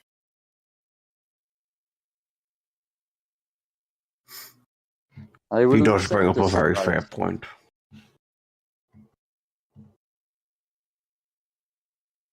His big teeth disappear behind a sort of subdued grin. Wonderful. Sikia spends the time to get her daggers back, and then she notices that there seems to be a sword on the ground and a weapons rack. She's gonna check those out, see if they look recent or if they've been here for a long time. So what looks like a weapons rack appears to be a rack full of farming tools. Axes are more for felling trees, pitchforks, and the like. You do see a single long sword on the ground, though. It's rusted and it's not in the best shape, but might be worth something. My dear, that's a rack of tools. Sikia, Yeah. those daggers. Those your only way of attacking at range? Perhaps. Why? You think you could do something similar with a crossbow? Think you could be accurate with that? Probably. Well, I don't see myself using it too much. Do you want mine? Got 20 bolts for it. Alright, I'll give it a shot. And Karen will hand over a light crossbow and 20 bolts. All right. So yeah, you're now the proud owner of a crossbow. Kev kind of nudges Dub and says, that's quite a gift for a first date. Dub shows his teeth at that one and says, "Huh." Quiet, you two. Didn't think you heard that one. Don't think Sikia would have heard that. She's pretty oblivious. Come on. Let me get a look at that blood, see what I can't divine from it.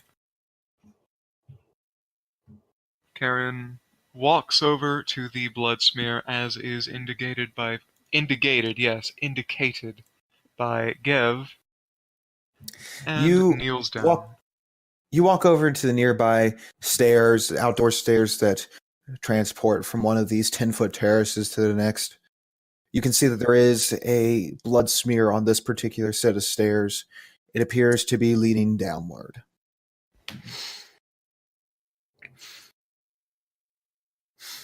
Karen would like to look around near it, specifically in the patties between stonework for the layers.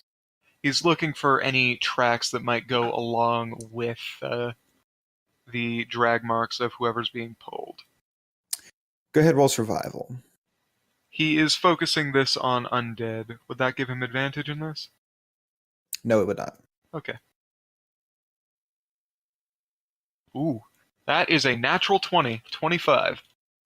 You manage to pick up the trail once again. It appears that something was dragged down these stairs, and as you continue to follow it, it looks like it's moving towards the nearby farmhouse at the bottom of these terraces.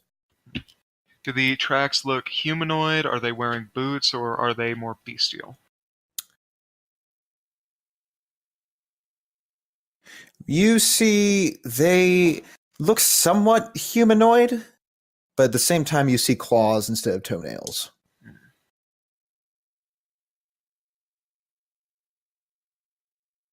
Whatever did this might not be entirely human, but I have it on good authority that they were bringing whoever this was that way.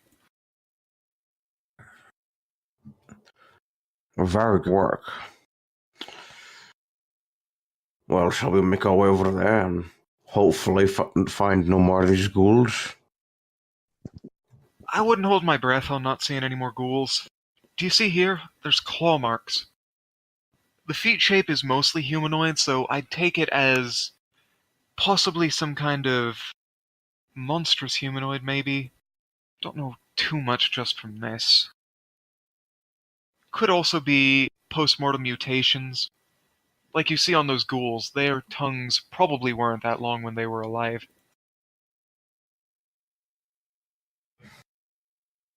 You make Either it sound so pleasant. I'm very good at that. That's why they call me Carrion. Oh, is that why? Anywho, no need to dawdle.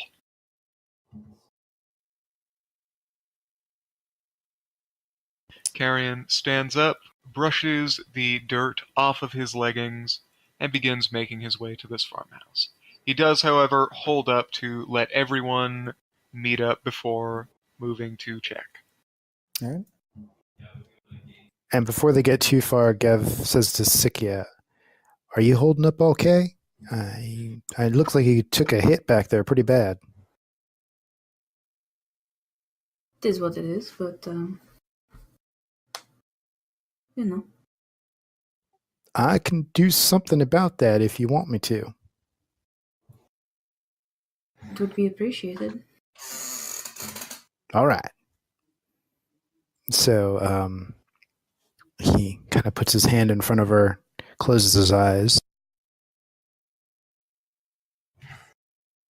and casts Cure Wounds. Well, that 10 points more than heals me up. Sikia, you feel the healing nature of this move through your whole body, and you watch as your previous wounds close up as if being sewn together.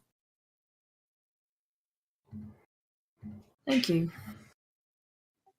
No problem. All right, let's go find this guy. And Dobe leans over to Beldir and says, "Beldir, this is not a normal excursion we are used to. I feel I've shown myself to be quite inadequate in situations as this." I was about to say the same thing.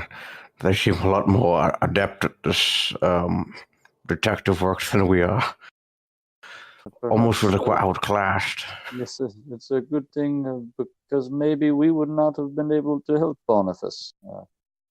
Whether he deserves help or not, that's another question, but we should do what we can. I agree wholeheartedly. Karen perks her real- ear and then says, "Not everyone needs to be good at detective work. Sometimes you just need muscle. One person knowing how to track is good enough." You end up approaching the farmhouse. You can see that the door is closed as you enter. All the shutters on the windows have been shut. Somebody doesn't want us to see what they're doing. Does Dope see any warmth in there as he's approaching? One moment, please. No, you do not see any. Go ahead and roll perception. I'm sorry. I was saying, too, given the blood trail, to be specific, he's focusing on the floor area, too. Okay. Go ahead, roll perception.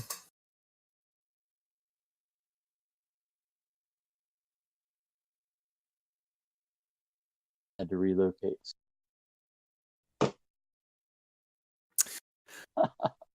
I rolled an 8.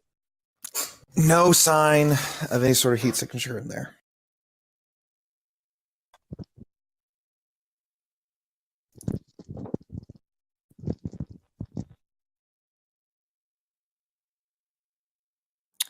All right, guys, what do you want to do? Closed door in front of you. Karen is going to raise a hand and signal for the rest of the group to take up positions on either side of the door.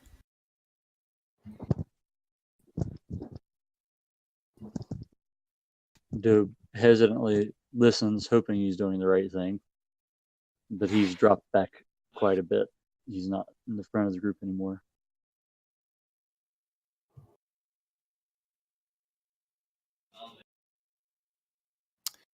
Sikia? Apologies.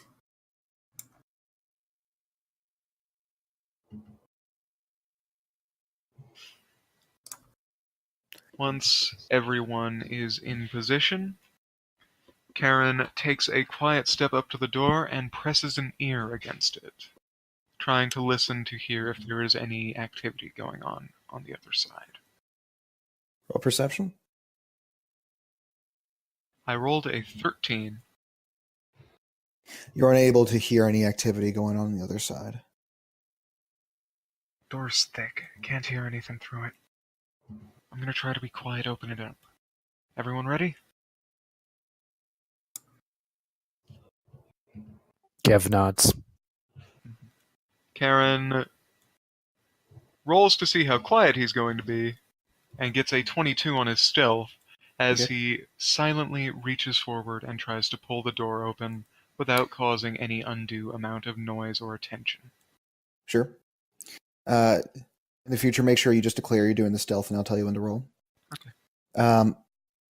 He very quietly attempts to open the door, jiggles the doorknob to find that it is locked. Sikia, Sikia slides forward and goes at it with their thieves' tools. With a you manage to quickly open up the door. That's a 17, by the way. I'm sorry, guys. I gotta let you say that. Sikia just kind of stands back quietly and holds her hand forward in a gesture of "Go on."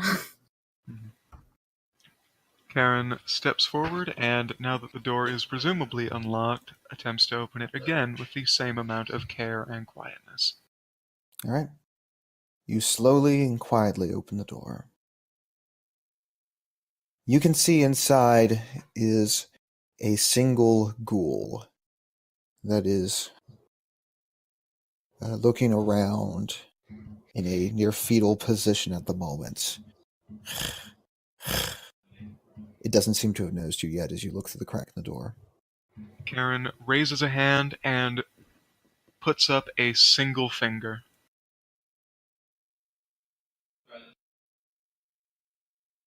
He nods towards Sikia and steps out of the way. Sikia is going to step forward and actually she's going to step just inside, just close enough to quietly draw her rapier and attempt to stab it while it's not paying attention with some good sneak attack. All right. Let me get a stealth roll, please, Sikia. All right.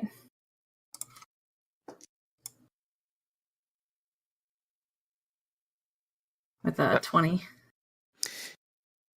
The thing doesn't appear to notice you as you slowly and silently slip in through the doorway. She will attempt to quickly and quietly stab him with her rapier. You can have advantage. Oh, awesome.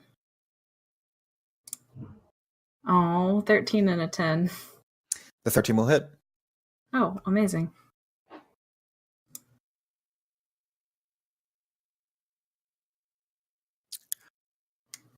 All right, so 2 and a 4. All right. With you silently stab through behind. You have obviously gotten its attention now as it whips around. At this point, I need everybody to roll initiative. Amazing. Nicely done. Karen's initiative continues to be disappointing. Sikia didn't do too great this time either. Sikia did 0.01% better than Karen. Yeah. Oh no. Why are these ghouls so speedy? Yeah, man. Very these- speedy goals. Is this Left 4 Dead? And I'm blocking the doorway. Don't you worry. We can move through allied squares. Oh, that's right. All right. The ghoul. What are the good? The ghoul, clearly furious, whips around. And Oh, hey. As part of my surprise thing, did I get technically a bonus action with that, or is it just straight in action? yeah, that was the surprise round, but we can go back to your turn on that if you'd like. Okay, because I really would like to use my bonus action to disengage. All right. Fair enough. You use your bonus, and you still have movement then. Yeah, and I'm just gonna whip around the table. Inside the small, dusty house, Sikia quickly moves away from the ghoul and starts using the nearby table as cover.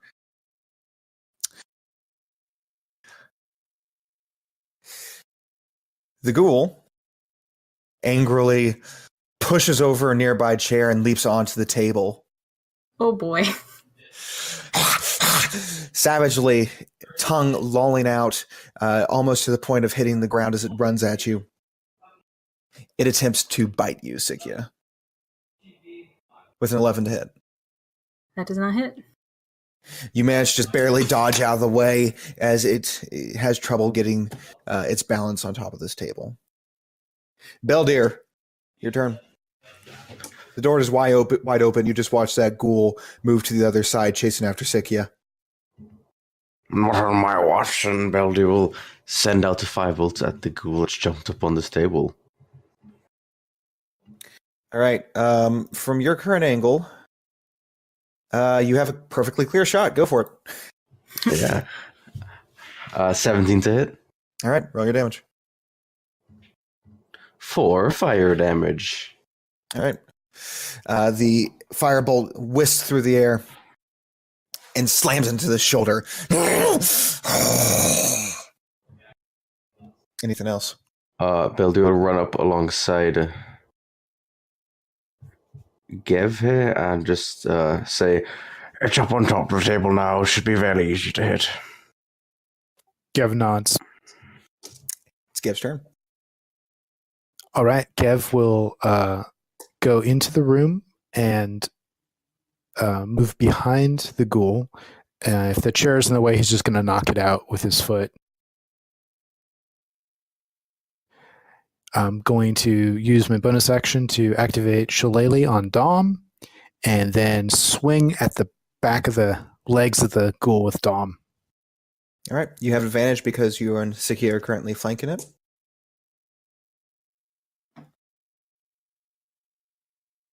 That'll hit. 17. That'll hit. And that's 11 bludgeoning. Whew. With a single huge strike, you manage to sweep the legs of this thing and do an incredible amount of damage. It is currently on all fours on top of the table, switching its gaze between you and Sikia, unsure of who to attack. The table also... Gev gives it... Oh. I was going to say, Gev gives him the winning smile. Not just a winning smile, the winning smile. And that's in quotes, by the way. Sikia scoffs at him from across the table and takes her turn, once again using her rapier in an attempt to slice at the side of the ghoul that is nearest to her. She has advantage because of her friend. Because of that, she also gets sneak. That's a 20 to hit. That'll hit. Awesome. That is 4 sneak and 11 piercing. And as the thing is currently precariously balanced on top of this table between Gev and Sikia, the rapier is thrust through the middle of its chest. You pull it out, and it falls down off the table with an awkward thud onto the wooden floor below.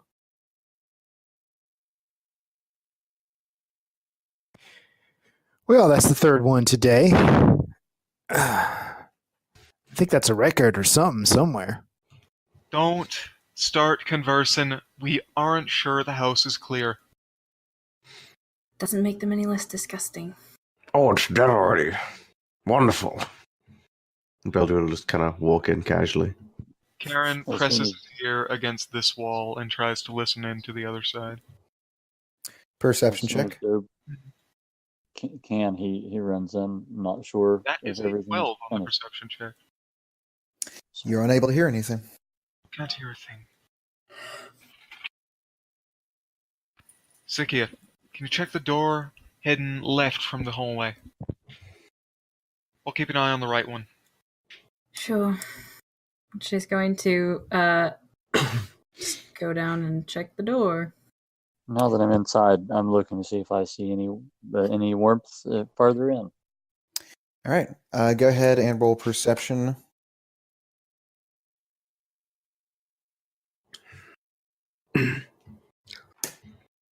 A 6. You don't see any more further in. Okay. Sikia, you look into this room and you see another ghoul. You quickly close the door.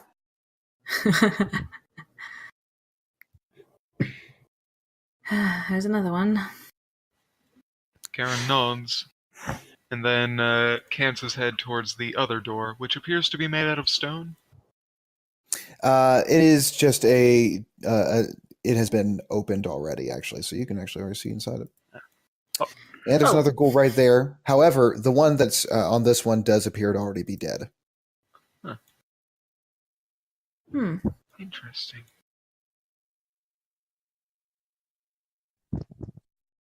Karen raises his spear and gestures it towards the open door. He looks at the other two and then raises a finger to his mouth and motions to be quiet, then nods towards the room where a live ghoul has been located. Beldir would nod back and turn around and hope that Dobe understood what he meant as well. Did you get that, big guy? And Dobe just nods half-heartedly. He's not going anywhere.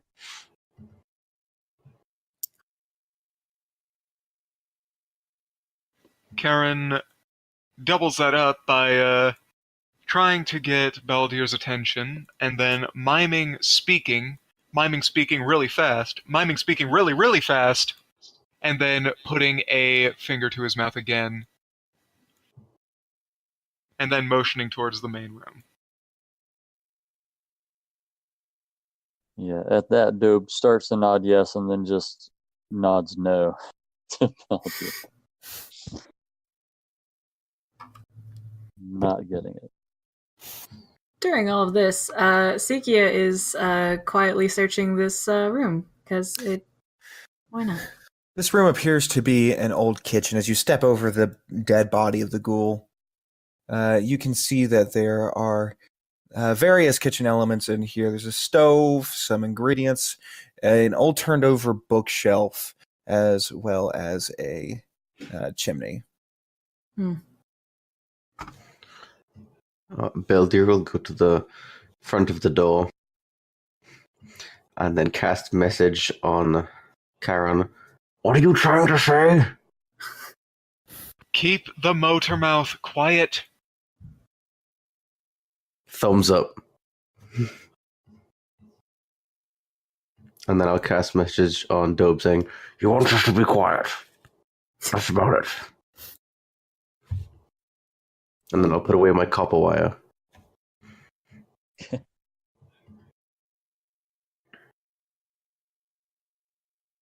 Karen thereafter enters the room alongside Sikia. Anything in here? Not really. Doors open, ghouls dead. Karen kneels down next to the ghoul corpse and starts looking for any coagulated blood or ichor that might have dripped from the weapon that ended it. All right. Go ahead and roll medicine. That is a 9. It's very difficult to tell. He is less... It's more looking for a track than anything.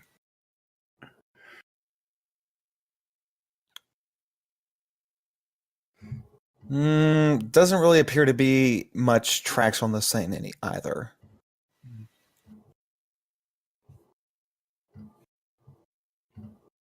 Not quite certain what killed this thing. Any visible wounding? Gashes? It's hard to tell. You've noticed these things don't have a lot of blood in them as a rule. There is a gash across the chest as you look. There's a big bloody cut in the middle of it. Might be from an axe, might be from a sword, might even be from a rapier. There's no real way to tell. Does the cut look fresh? Because of the nature of, I mean, you could roll medicine, I suppose. Okay. With an 8, I don't think I'm going to do much better. Because of the nature of this creature, it's just hard to tell the difference between a fresh cut and an old one. Sikia, Yeah? check the chimney. The chimney? Fine. I'm gonna check these bookshelves to see if there's anything written about them somewhere in here. Karen is going to check out the kitchen table here, see if there's anything of interest there. All right. Sikia, go ahead and roll investigation. Karen, you may roll investigation as well. Beldir, did you say you were doing something as well? Yeah, I'm Nat one. looking through the bookshelf to see if there's anything useful there. So the bookshelf itself is overturned. The whole kitchen as a whole is pretty messy. There are just things scattered everywhere. The books seem to have been scattered mostly at the bottom of the bookshelf rather than... there might be some under the bookshelf right now, but since it's been overturned, you don't really see much on it. Sikia, as you look through this chimney, it just looks like a chimney to you. Nothing of any Disgusted by the significance. amount of soot, and so she's like barely touching it. Yep. Karen, you look through the various materials around. You see some very, very expired spices and cooking utensils, those sorts of things, but nothing of any interest. Doesn't seem like there's anything in here. I deal with the other ghoul, check that room. When I opened and closed the door really fast, did it seem like the ghoul noticed?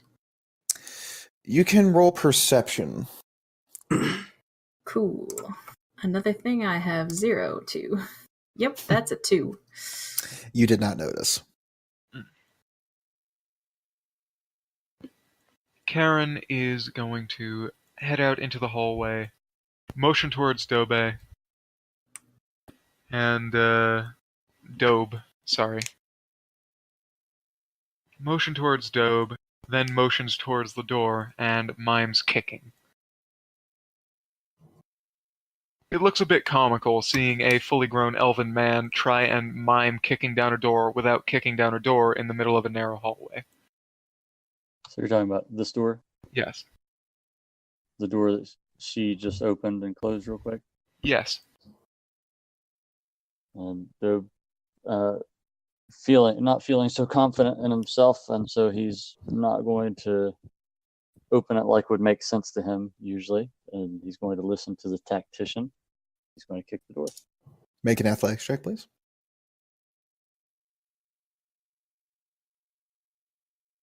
That's a 10. The door is old and rotten, and with a single kick, the whole thing crashes to the ground in front of you.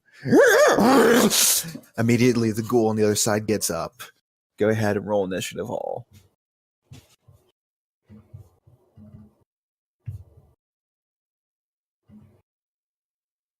So we're not being quiet anymore then, huh? Nope. What was that? And That I was just point nature. at I just point at Karen. Did the ghoul roll for it? Yes, it did. Hey. All right. Beldir, you've won initiative. What would you like to do?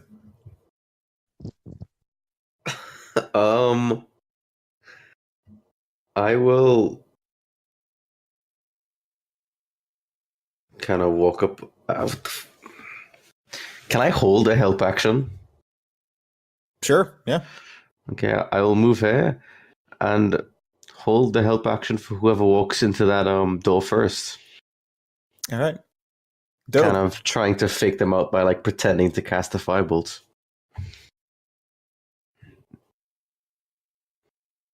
So Dobe has been around for a while, but it's still disconcerting to him that he's hearing something that he's not seeing any type of heat from. So he steps through the door, looking, scanning all around. As you step through the door, you are able to make contact with the ghoul, not through infrared, but through echolocation. And then seeing it, he grasps the hammer in both hands and gives an upswing All right. toward it. Right there. I believe that triggers Beldir's held action. Yeah, Beldir will provide the help action to Dobe, pretending to like cast a firebolt from the door to help distract the ghoul. All right. So I'm rolling at advantage then. Mm-hmm.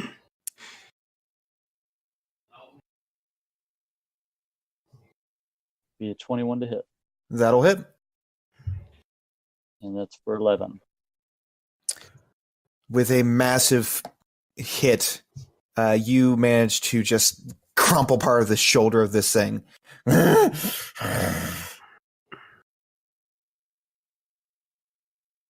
Dobe winces. That's his turn.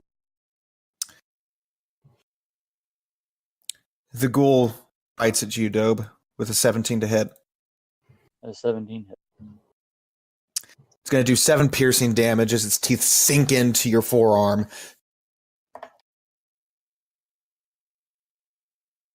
Did it bite its own tongue? It might have if it missed. That was my first like thought when he said it's hanging down to the floor.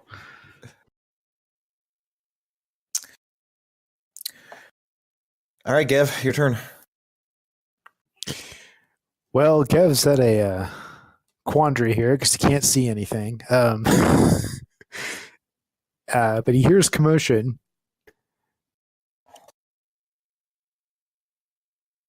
So he moves up to Beldir and says, is he all right in there? I believe there's another ghoul in there that he's gotten to go deal with. I'm moving in to help. We only really need 2 for one of them. All right. I think you're a bit better than that I am. I'll hold back. So that's all I'm doing for this round. Sikia?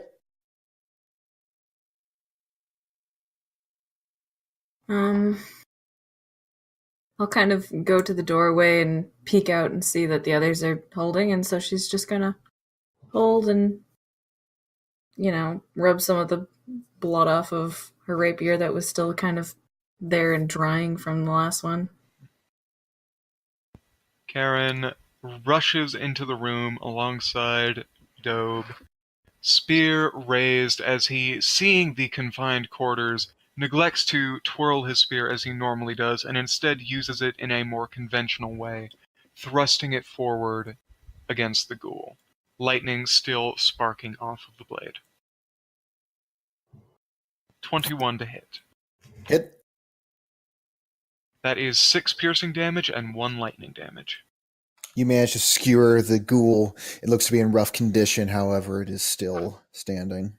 Karen immediately yanks his spear out of the ghoul's chest and brings its haft around for a second bludgeoning strike. 23 to hit. Hit.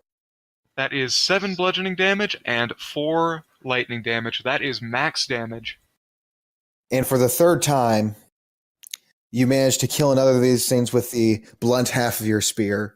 Just as it's reeling back from the stab attack, you smack along the side of its head, and it falls down dead. Well done. Mr. Dobe, do you want an explanation for that? I am just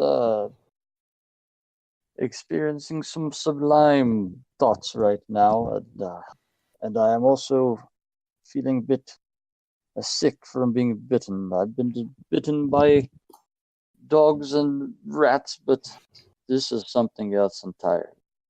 Oh. We'll get that checked out, don't you worry. But, as an explanation, you mentioned that you wanted to leave things to tacticians, and the best way to become one is to hear from one. I had you kick the door because there was no way of telling if it noticed Sikia. As far as I can tell, these things are really quiet if you aren't looking right at them. so I had you kick it in case it was waiting on the other side so you wouldn't stunned it. Either way, it would have noticed us come in.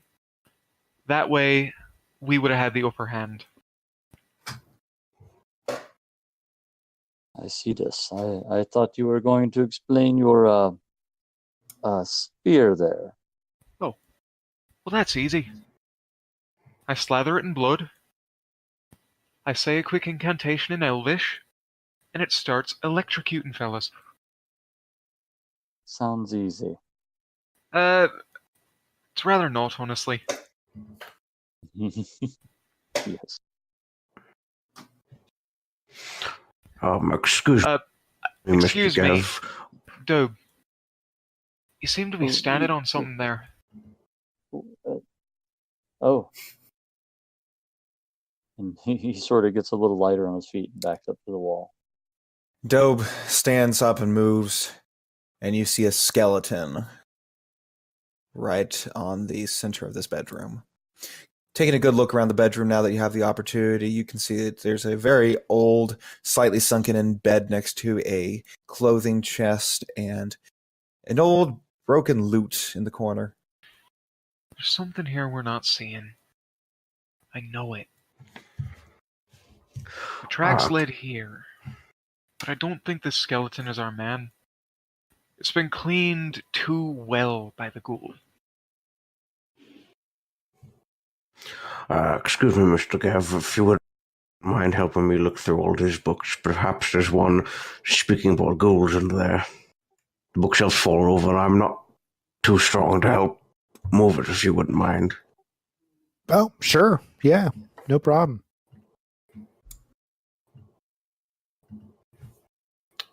And Gav and I will look through the bookshelf, picking it up and rifling through to see if there's anything that will help us here.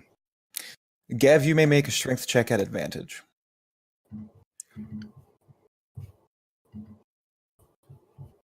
Strength or athletics? Strength. All right. Sorry, go ahead. Say your roll. Oh, sorry. Yeah, it's a 20. All right. The two of you manage to push away the bookshelf. While you don't see any books of note underneath, you do see that it is fallen over a trapdoor. Well, look here. Somebody was trying to hide something. That's good instinct. Oh? Why, thank you.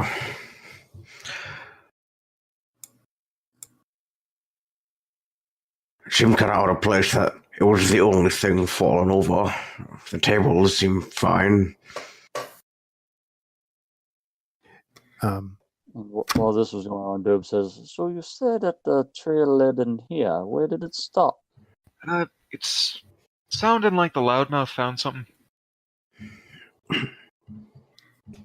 And Dobe lightly steps over the skeleton and gives a little bit of a full body shake and heads on. So, did you want me to try to open it, or should I let the lady give her a shot? Letting Sikia do it can't hurt. If it's locked, she's right there. And if it's trapped, she's probably the only one who can disarm it. Sikia is gonna slide up there and first she's going to check to see if it's locked or trapped. All right.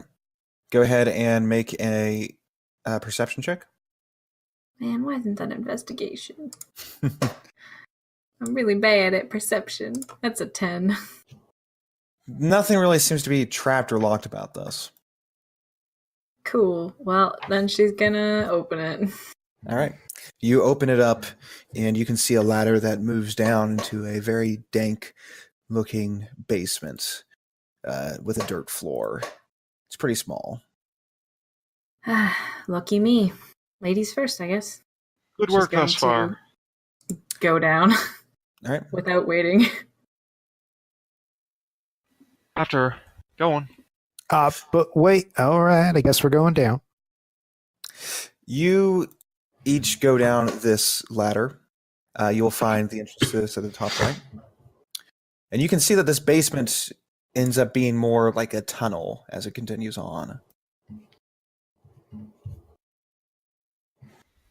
I'm starting to think that this is not part of the original plan of the village.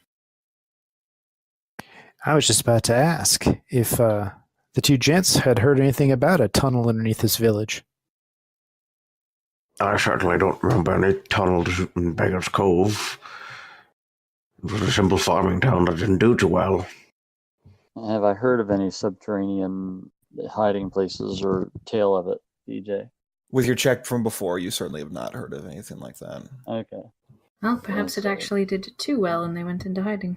You never know. Dope says, the rocks I dig are above ground, and this place, he looks like he's sort of being pressed in on all sides. This place is loud and cold. As you each make your way down into this basement, you can hear off in the distance a sudden whooshing of wind every once in a while. Mr. Dobe, can you get down here? Oh. Top right. He's not. Siki is going to go ahead stealthily. All right. Karen Attempting to is keep going an eye to out. follow right after her. Gev, almost immediately upon entering the basement area, it is very difficult to see for you. And as the rest of you continue on, everybody but Dobe is even beginning to have trouble to see. There is no light source here. Okay. Gev's going to light a torch. All right. The torch light That about by your walls. Humans. Dobe gets in front of Gev.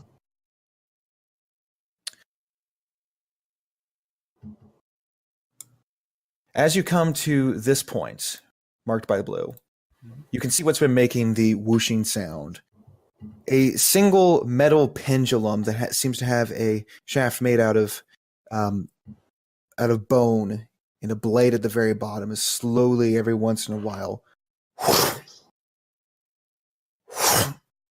swinging across a very narrow passageway. There is a lever right next to where you are, Sikia. I'm gonna pull the lever. You pull the lever. The pendulum it begins to swing slightly faster. Keep pulling it. Okay. She pulls it again. It begins to swing even faster than the first time. It's now swinging about twice as fast as it was originally. Okay, so either you keep pulling it and whoever's down there can't get out without resetting it, or you keep pulling it and eventually it breaks the mechanism. I'm really hoping for the latter. She's gonna pull it again.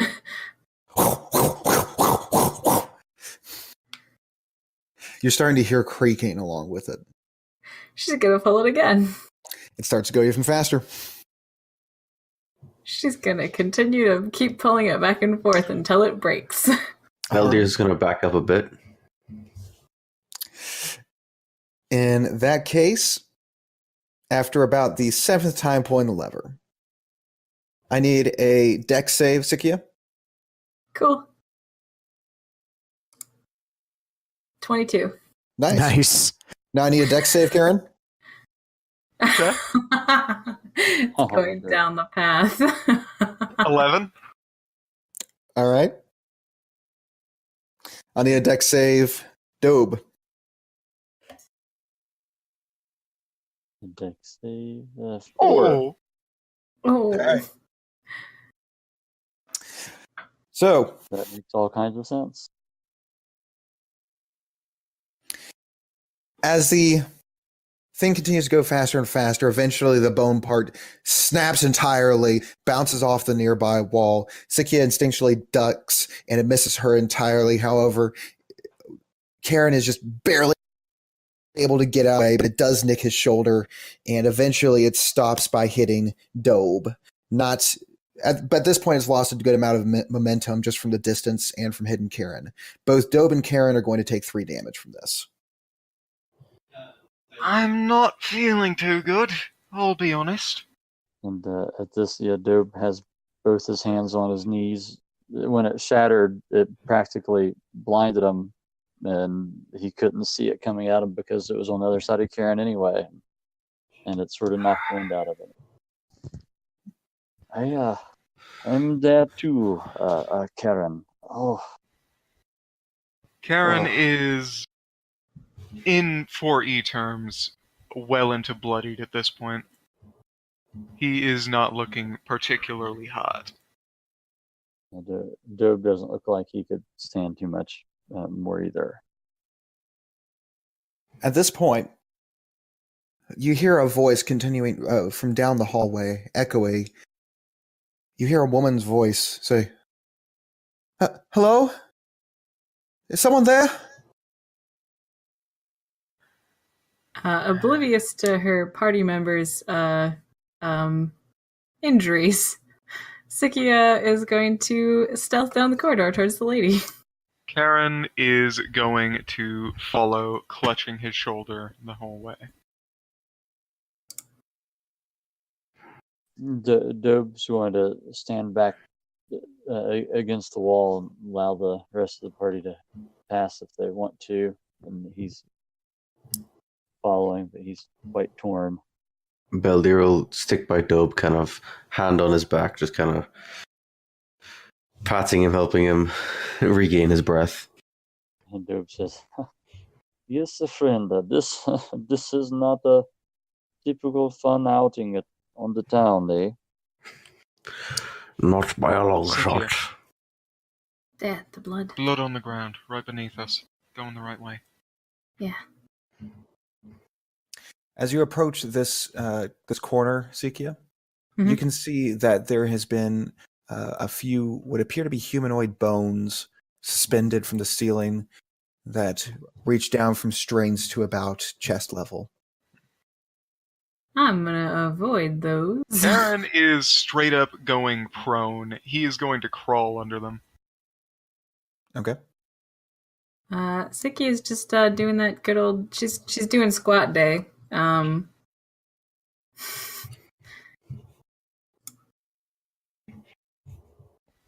At what point do the bones cease? They're just over one little bit, so there's only about a foot worth of it.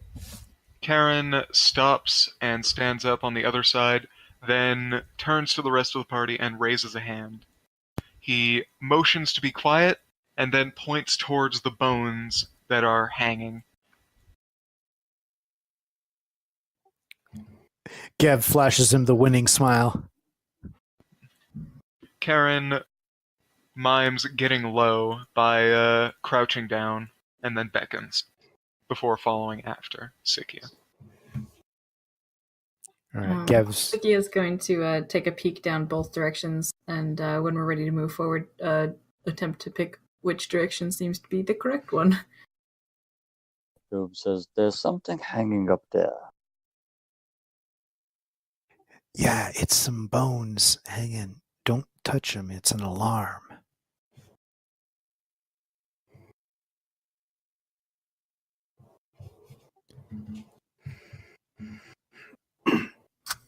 So Gav's going to do his best to try to crawl under while keeping the torch from hitting them as well.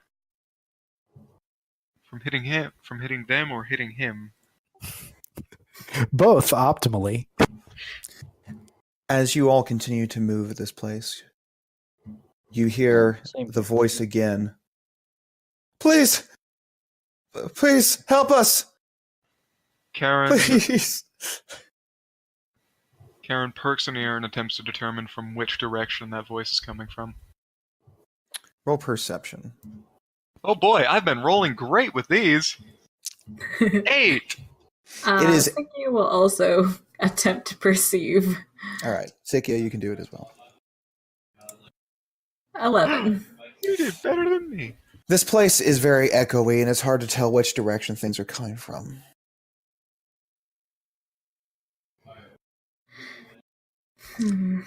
Karen looks left. Karen looks right. Karen pulls out a copper coin. He gives it a quick flip, catches it in his hand, and places it on the back of his other hand. Always go left. The coin agrees. Sikia shrugs and leads them to the left. Technically, that's the right. Thikia, I need a deck save. You guys were thinking the bottom one was being the left? Like, from the direction we're coming in, that's Oh, left. yeah, that's no, that would, yeah. Okay, yeah, no, that would be correct. Yeah, you still went that way, though. I need a deck save. Yeah. Okay. That's fine. That's a 21. Sikia, as you begin moving in that direction, you feel as if somebody had just touched the back of your neck for a moment. Adrenaline pumps, and you instinctively take a step backward just as an axe made out of bone slams next to the wall near you, leaving dust and debris everywhere at your feet. You take a deep breath, having narrowly avoided this, and once again you hear the voice. Please, hurry before it comes back, please. Karen attempts to determine once again, now that he has a new source of noise. If at all possible. Sure, go ahead, make another. That's a 14. That's the highest perception I've rolled this entire session. You hear the voice coming from both sides of you, actually. I think both of these tunnels lead to the same place. Good. Well, then let's go through the one that I've already set the trap off on. Alright. Lead the way. It's not the way the coin said, but who trusts coins anyways? They're not known for being smart. No, I'm British right now. Come on. As Sikia is moving forward, she's keeping an eye for any other traps.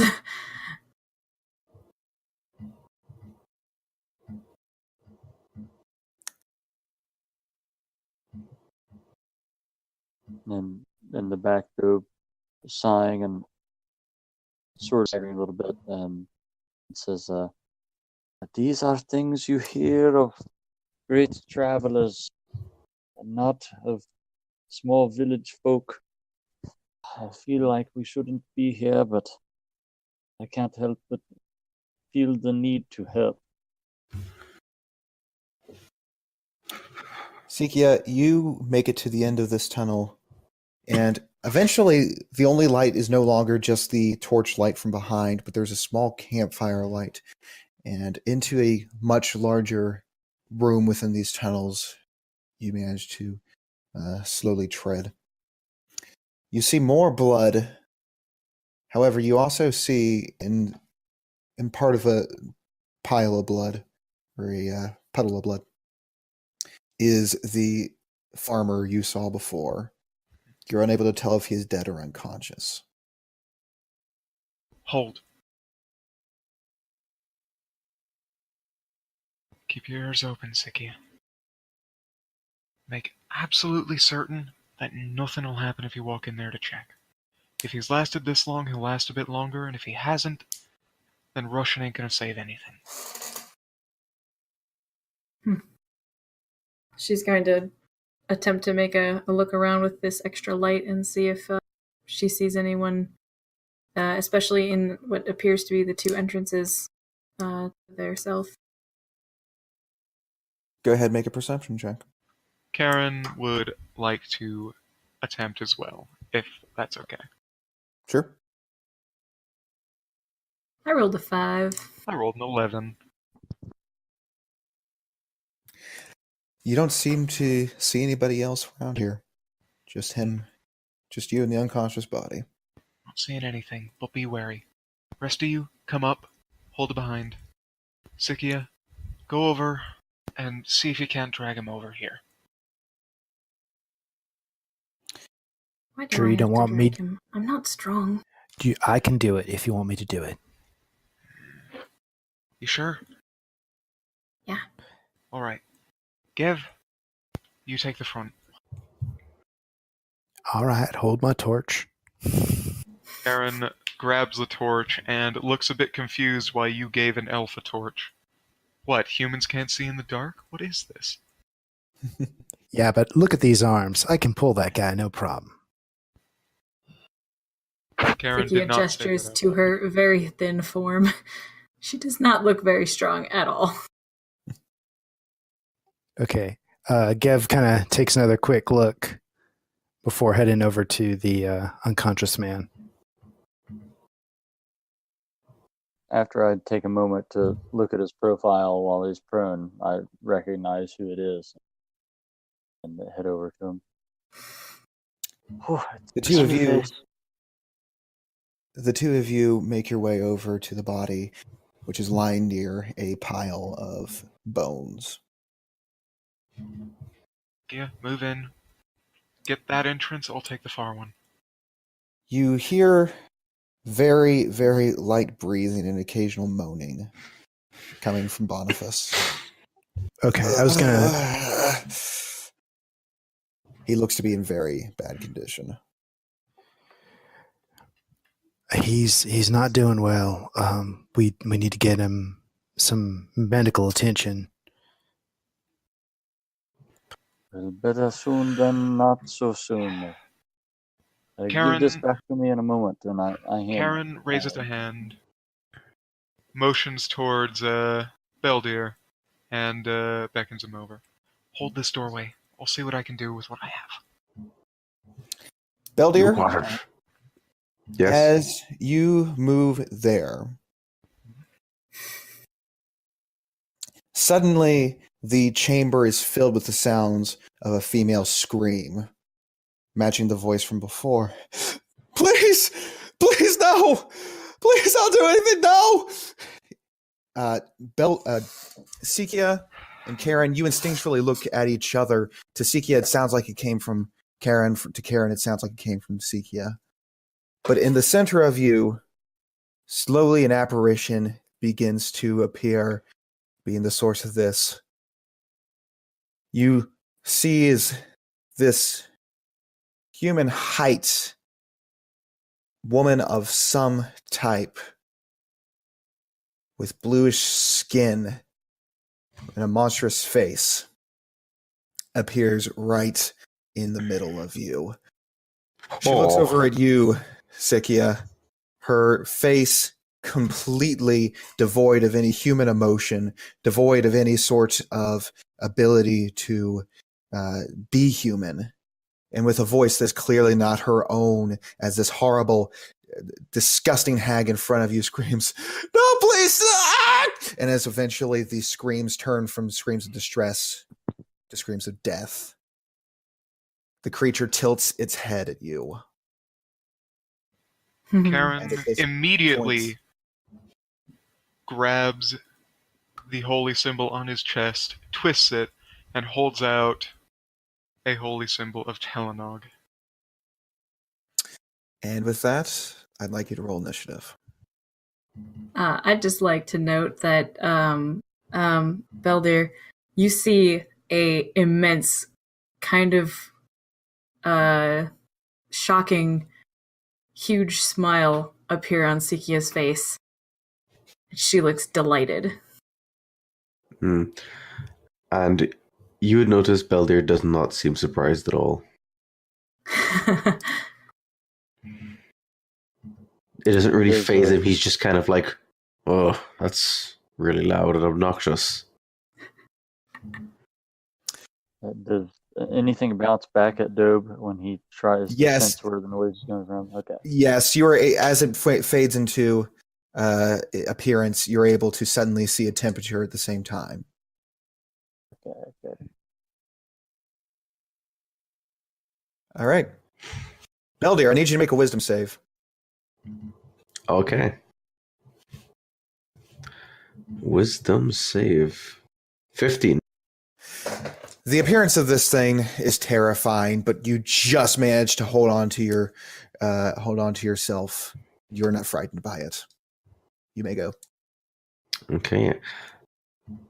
Well, as a bonus action, I would like to use multitasking to take the disengage action and run away. All right.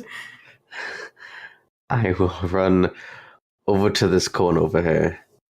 Sorry, and shoot it with a firebolt. All right. Natural 20. Natural 20. Go ahead, roll your damage. 13 fire damage. Nice. Ooh. Yes. Mhm. A single firebolt whizzes through the air and smacks the thing on its shoulder. It gives another female distress scream, once again not matching it at all. It's almost like a parrot. Why don't you use a real voice? And that will end my turn. Sikia, I need you to make a wisdom save. That's a 16. You're able to hold on to your constitution as well, and you do not allow yourself to become too frightened by this thing. Awesome. Well, I'm going to stab at this thing with my rapier. That's a 19 to hit. Hit. And that is 4 piercing. And then I'm going to use my bonus action to also disengage.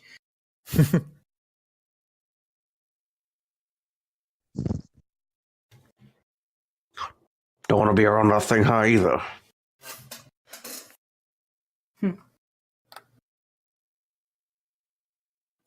All right. Dobe, I need you to make a wisdom save. Say 15. You hold on to your bravery as well, Dobe. And that Dobe turns his back to the apparition and recalling some adventure he'd heard of and how they picked up a prone teammate. He lays his hammer on the ground as he rolls over top of Boniface and grabs him to get in a squatting position on the other side and stands up with him on his shoulders. All right. Let's make that an athletics check.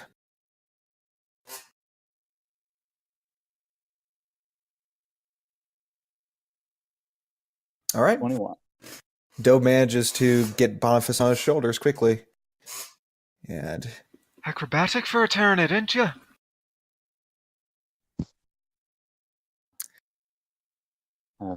Read about it and thought about it a bit, and it works. Yes, it is effective. anything else, Dobe? I'm right on the edge of just really flipping out. So as a bonus action, I'm holding rage in response to an attack from this thing. Okay. Gev, wisdom save.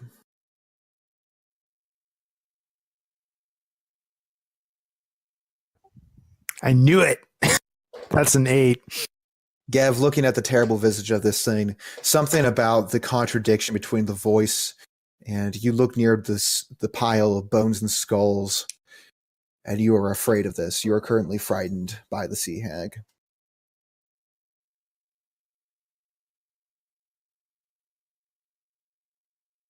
And allow me to get for you what Frightened does. Frightened. A frightened creature has disadvantage on ability checks and attack rolls while the source of its fear is within line of sight. The creature can't willingly move closer to the source of its fear. I was just trying to find it. Thank you. All right. Disadvantage. Okay. So Gev is going to be standing there.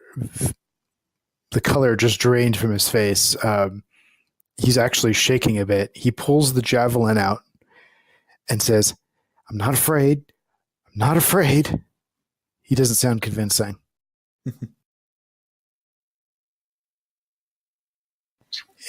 He throws the javelin and gets an 8. With a shaky hand, he throws the javelin at the creature, but it just stops short of it. It cocks its head at you, Gav. He tries the winning smile, but he can't even manage that. I will do Shillelagh as a bonus action on Dom. Okay. Karen? Karen is going to raise his spear, step forward, and attempt. Oh, I'm sorry. I need a wisdom save first. I have a question. Yep. My character is an experienced monster hunter who specializes in undead. Will that do anything for me here? Nothing for you here. Okay. 14. That's a failure. Yeah, DC 15 exactly, guys. It was. So, Karen, you are also afraid of this thing. Okay, well, I can't really do anything because I can't move closer to it, so, I'm starting to wish I didn't give you that crossbow. Karen is going to step up around here and brace. He is holding an action to attack it if it gets any closer. All right. The hag looks over to Gav and cocks its head and begins to stare you down. I need another wisdom save, Gav. Not afraid. Not afraid.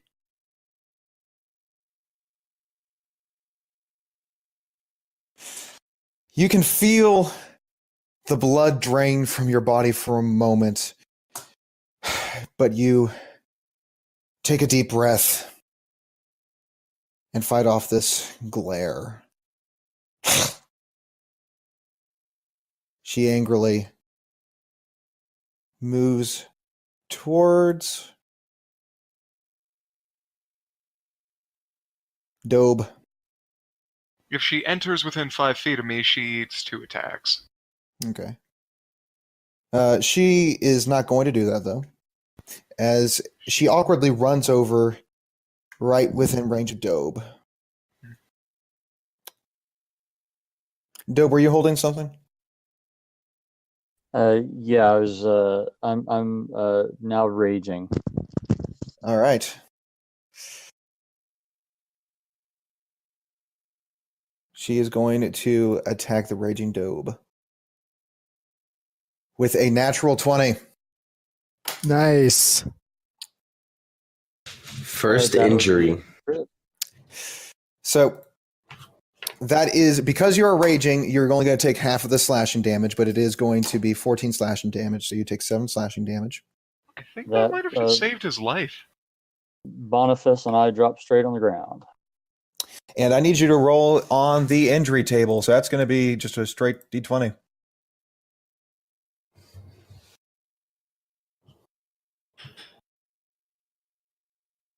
Oh, no. Oh.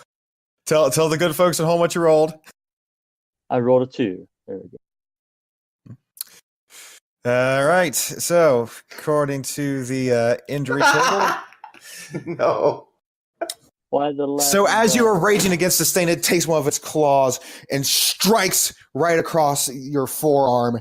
You howl out in pain as your hand is ripped from your body and you lose consciousness. I'm no longer going to be a two-handed melee fighter then. You can no longer hold anything with 2 hands, and you can only hold a single object at a time. Yep.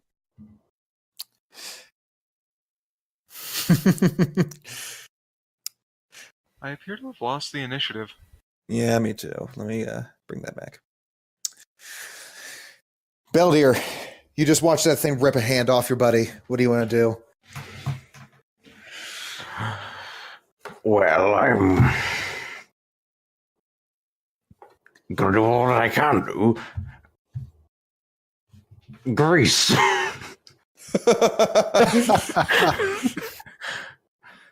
I'm going to cast Grease in this area. Oops. Oh, the turtle is in my way. Oh, sorry. It's fine. And I'll just make a bunch of squares in this area. Oh, there was a campfire here that could have Yes, comboed nicely. but I don't want to set dough on fire. And don't cast it on Dobe. Go ahead and let me see that. Okay, thank you. It needs to make 8. Oh god, a deck save.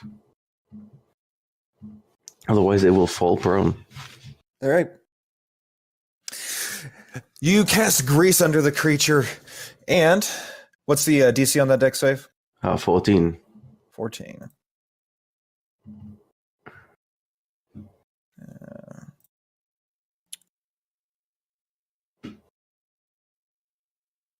And it immediately falls over as you do so. Prone. All right, now it's time to beat it up, guys. And that's it. All right. Sikip. All right. So I was looking at this. The crossbow he gave me is qualified as a light item, meaning that like it's super tiny and easy to handle. So would it be feasible for me to say load this crossbow and then hand it off to Karen if I pass by him, and then still like take my action and everything, or would that take my action? I think loading usually takes an action. Loading does not take an action. Is it a bonus action? There's got to be. It is your one item interaction per turn. Oh, okay. Well, there you go. Okay. But you don't currently have it drawn then, right? No. Okay. Because drawing an item is your item action. Interesting. So Okay. I will let you use your action to make another item interaction, if you'd like. But you would have to use your action up on it. Sikia, kill it. Okay. So she'll just zip past him and since the hag's do I get advantage because she's on the ground? If you're hitting her with melee, yes. Yeah. I'm gonna hit her with my rapier because I have advantage. I then get sneak attack damage. I'm gonna hit her with my rapier. That's 14 to hit. 14 will hit. Roll your damage. All right, that's 3 sneak, 7 piercing. All right. Sikia quickly moves up and stabs the hag while it's still down. Anything else? No, I don't think so. I think I've done all my stuff. Yeah. I need a death save, Dobe. I rolled a 6. That'd be a failure. Failure. Dobe Yeah. emerges on the floor. I need a wisdom save. hag.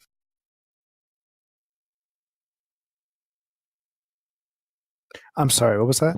I need a wisdom Sorry. save. Oh, again? All right. Gav, seeing that this thing has so viciously attacked your friend, there's a curious effect. Instead of becoming more afraid of his frightening power, you instead become filled with adrenaline, and you are no longer frightened. Still chanting, I'm not afraid. I'm not afraid. He moves over to engage. Sorry, roll 20 keeps jumping on me every time I try to move. Try middle clicking or right clicking on the map. Okay. So I move into range. I've got Shillelagh on Dom. And so I'm striking with advantage, correct? Yes. All right. So he brings Dom down. 21. Hit. That's a 4. I'm going to actually use Savage Attacker to re-roll. Okay. I get a 10. All right. Another strike as it's down. You join in with Sikia in slamming this thing as it's prone. Anything else, Gav? For my bonus action, I'm going to use... he's actually got a scimitar that he uses offhand. Okay. So I'm going to attack with the scimitar. 16. 16 will hit. And that just did not work as damage. Hold on, guys. It's just a 1d6 flat. Yep. Unless you have the dual weapon attacker feat. No, I Or is don't. that a fighting style? It's a stance. The dual wielding gives you AC and 2 item interactions. All right. 1 damage. Not doing a ton, but you do manage to strike it once again as it's still down. Karen, All right. That's my turn. I need a wisdom save. Ba-doop. You gather your courage as well and are no longer afraid.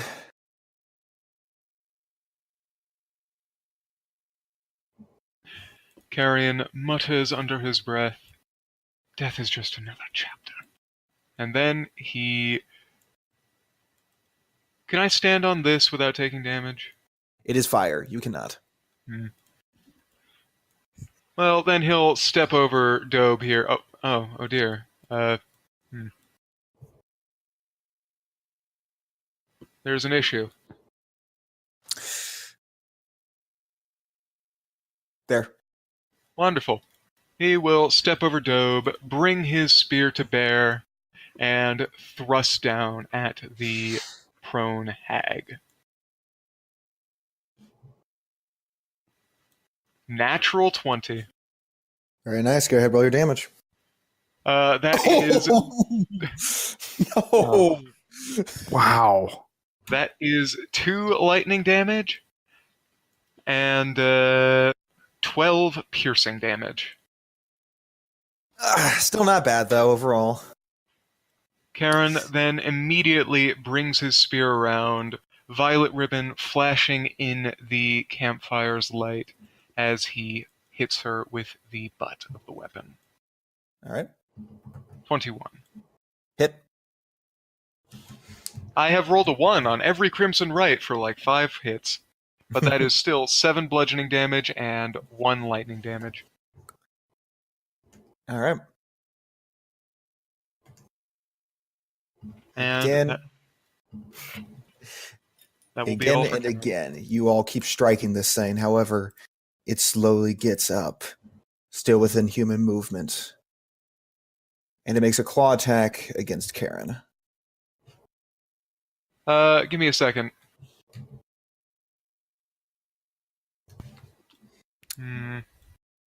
Yeah, okay. That does not hit.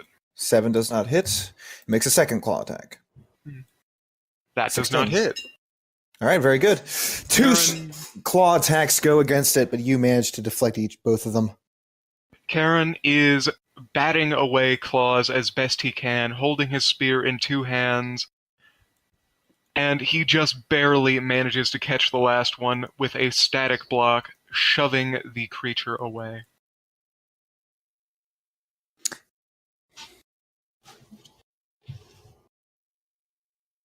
Beldir. Beldir will run alongside over the fire pits and let off a firebolt. All right.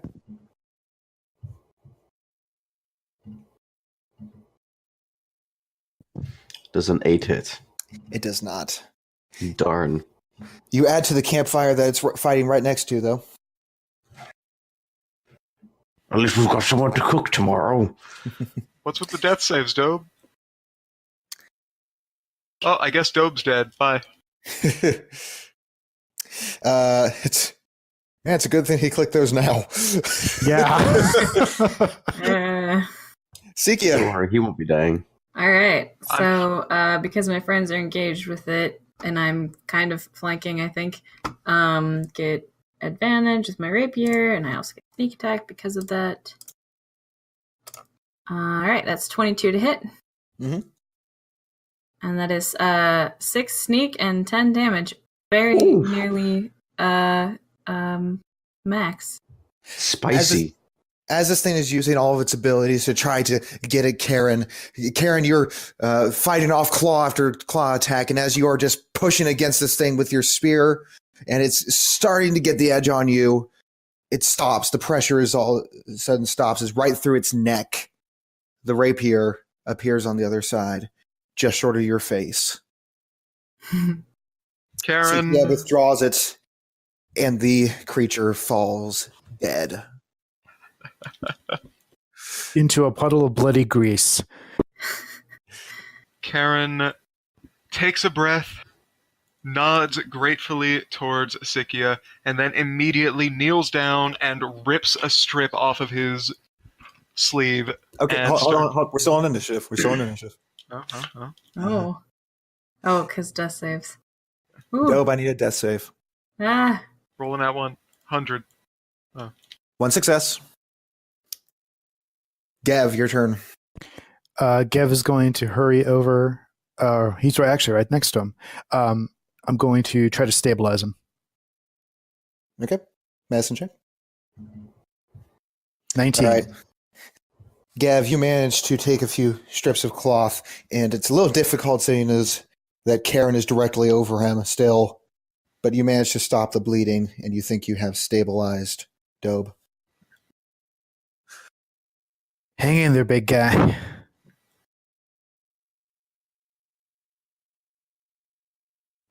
Is everyone else still standing? Karen immediately steps off of Dobe and does not answer as he begins attempting to stabilize the farmer boy that they came here to rescue.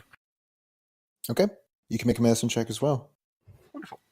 Karen rips a strip off of his sleeves and begins using it as a makeshift bandage. That is an 11. You attempt to bandage some of the wounds, but it doesn't seem like you've fully stabilized him.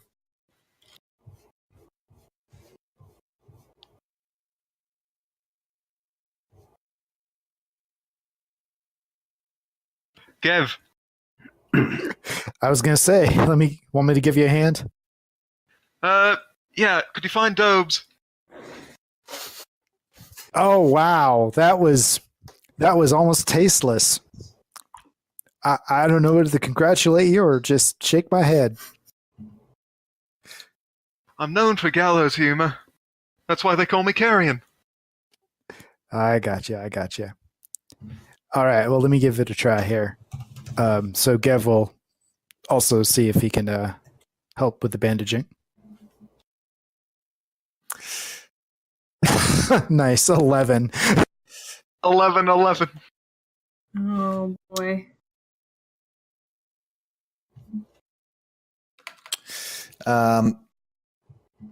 It's you still aren't able to stabilize him. Beldir, I'm not that good at it, but I'll certainly just try. give me a couple strips of cloth, please. Okay, I'll hand him some strips of cloth. Okay, Gev, I need you to put pressure on the wound on his chest. I'll see about it. Right now, I've done this before. Let me help you. Okay. Maybe try again with Beldir enabling the next attempt. Yep, go ahead. Wonderful. And I have asked the local Gev to offer me a help action in this. So that would be advantage, I believe? Yep. Wonderful. That is a 22. Finally, after much work on this and a little bit of advice from Beldir, you are able to get the bleeding to a point where it's well under pressure, and you think, while he's still unconscious, you think he's going to make it. Okay. Karen leans down and picks the farmer up over shoulder. I'm not exactly the strongest of fellows. I can. But Well, one of us. You Yeah. carry the Tyrannid? Beldir's Gotcha. gonna cast Mending on Dobe's hand. Just hoping something will happen. Nothing happens, I'm afraid. Sikia is squatted down next to this creature that she has no idea what it is. She's kind of poking it and turning it over with her rapier a little bit here and there, just kind of staring at it, fascinated. Karen walks over. Real And- quick, Karen, before you do that, go ahead and make a strength check to try to pick up Boniface. And I need a strength check from Gev as well. Try to pick up Dobe. Beldir would like to try and at least cauterize Dobe's missing hand by, putting a knife into the fire and just searing the edge of both his lost hand and his current arm. So Karen and Gev, neither of you are able to move your perspective people you're trying to help out here. As for Beldir, you go ahead and you sear. Are you searing the stump or are you searing the severed hand? Ideally both, so that he doesn't bleed out too much. Okay. You do that with both, and you think that might help a little? Okay, come on, Dobe, let's get you home. Karen And then Beldir will try and considers lift up Dobe. for a moment, raises a hand, pulls off his glove, and delivers a mighty wake-up slap to the farmer. Okay.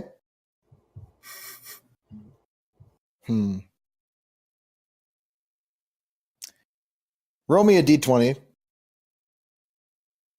Just a straight d20. His eyes begin to flutter slightly. Ugh.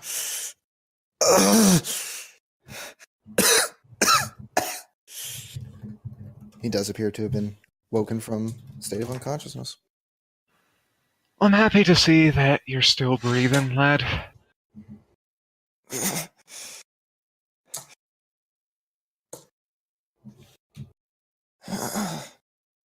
Hag. Yeah, we noticed the hag. Killed her dead. Don't you worry. Gev, you are still struggling to try to prop up Dobe. Gev. Beldir will also try to prop up Dobe. Slap him. Oh, I don't think that's medically sound advice. His wounds are... I'm not telling you to slug the fellow. I'm telling you to give him a slap, wake him up. Oh boy. All right, but I'm doing it just because he asked me. If anybody asks later. Okay. It will be his fault. Not one. Dobe, you take 1 point of damage as he attempts to slap you awake. It is So that I completely. stabilized to 0, and now I'm -1 again. You're still stable. You're not rolling death saves, but yes, you are currently -1. Are you trying to kill him? I told you not to slug him. I don't know my own strength. I'm sorry. Okay, let me try. Just watch after this man. He's woken up, all right? Right. We're doing this Okay. again? No, don't slap him. He's awake. Just try and get him on his feet. Let him I lean know against what you said. I'm not that dumb. Go ahead and do Okay. it. Okay. Just making sure. I guess. Karen is going to walk over and attempt to give a much more gentle slap.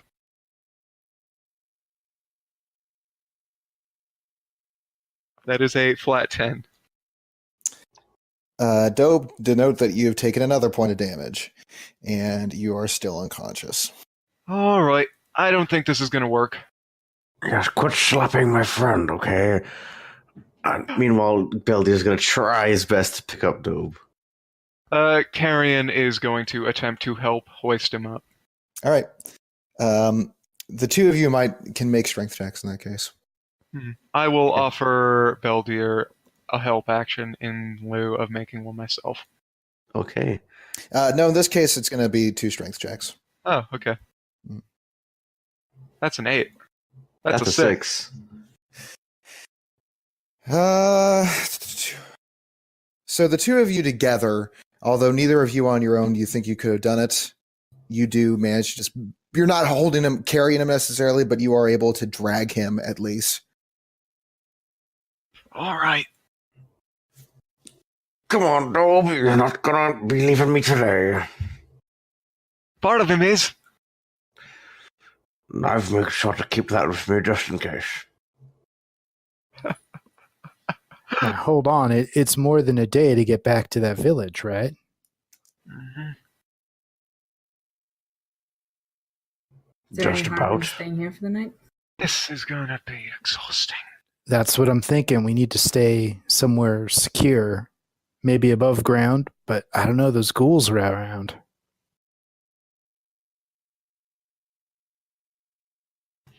Well, we could mean- either check out the rest of these tunnels to make sure it's safe and then potentially go to bed. Vikia just kind of shrugs. Karen lowers Dobe back down and gives him a slight pat on the top of his head before walking around Gev and nodding towards Sikia. Do you take that tunnel? I'll take this one. Sikia nods and Does that seem like a good idea, seeing as we barely managed to kill one of them? You What can if you come each- with, but somebody should stay behind to watch them. So you all take some time to search out the rest of these tunnels. You find that there are no more traps to set off. And Sikia, when you go down this way, you see that the south end, there is another ladder leading upward, matching like the first one you came through. well, it appears there's an exit. All Or right. Perhaps another entrance from the barn? Not entirely sure.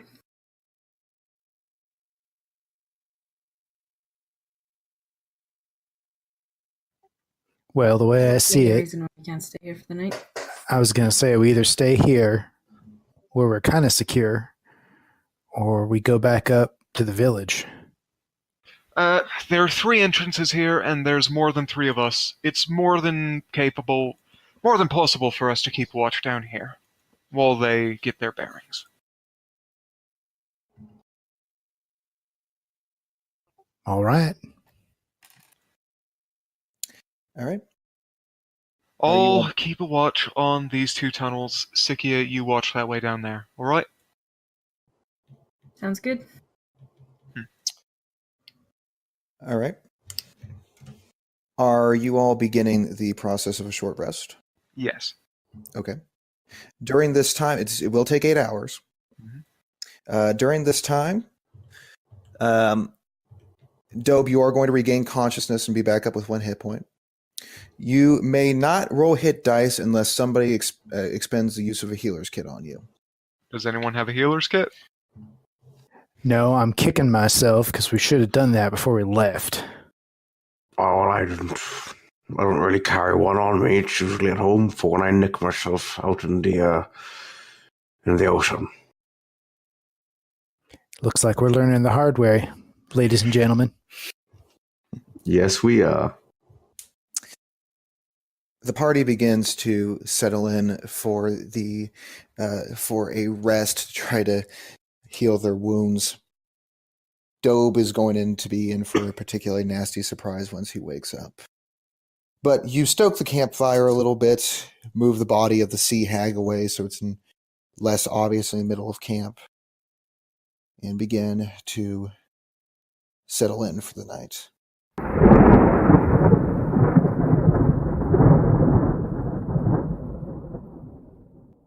Thanks for listening to the Iron Archives. Please consider supporting us on Patreon. Your generous contributions allow us to continue to make these podcasts. Patrons receive unique content from the world of Mindria, such as art and lore. Thank you for your support.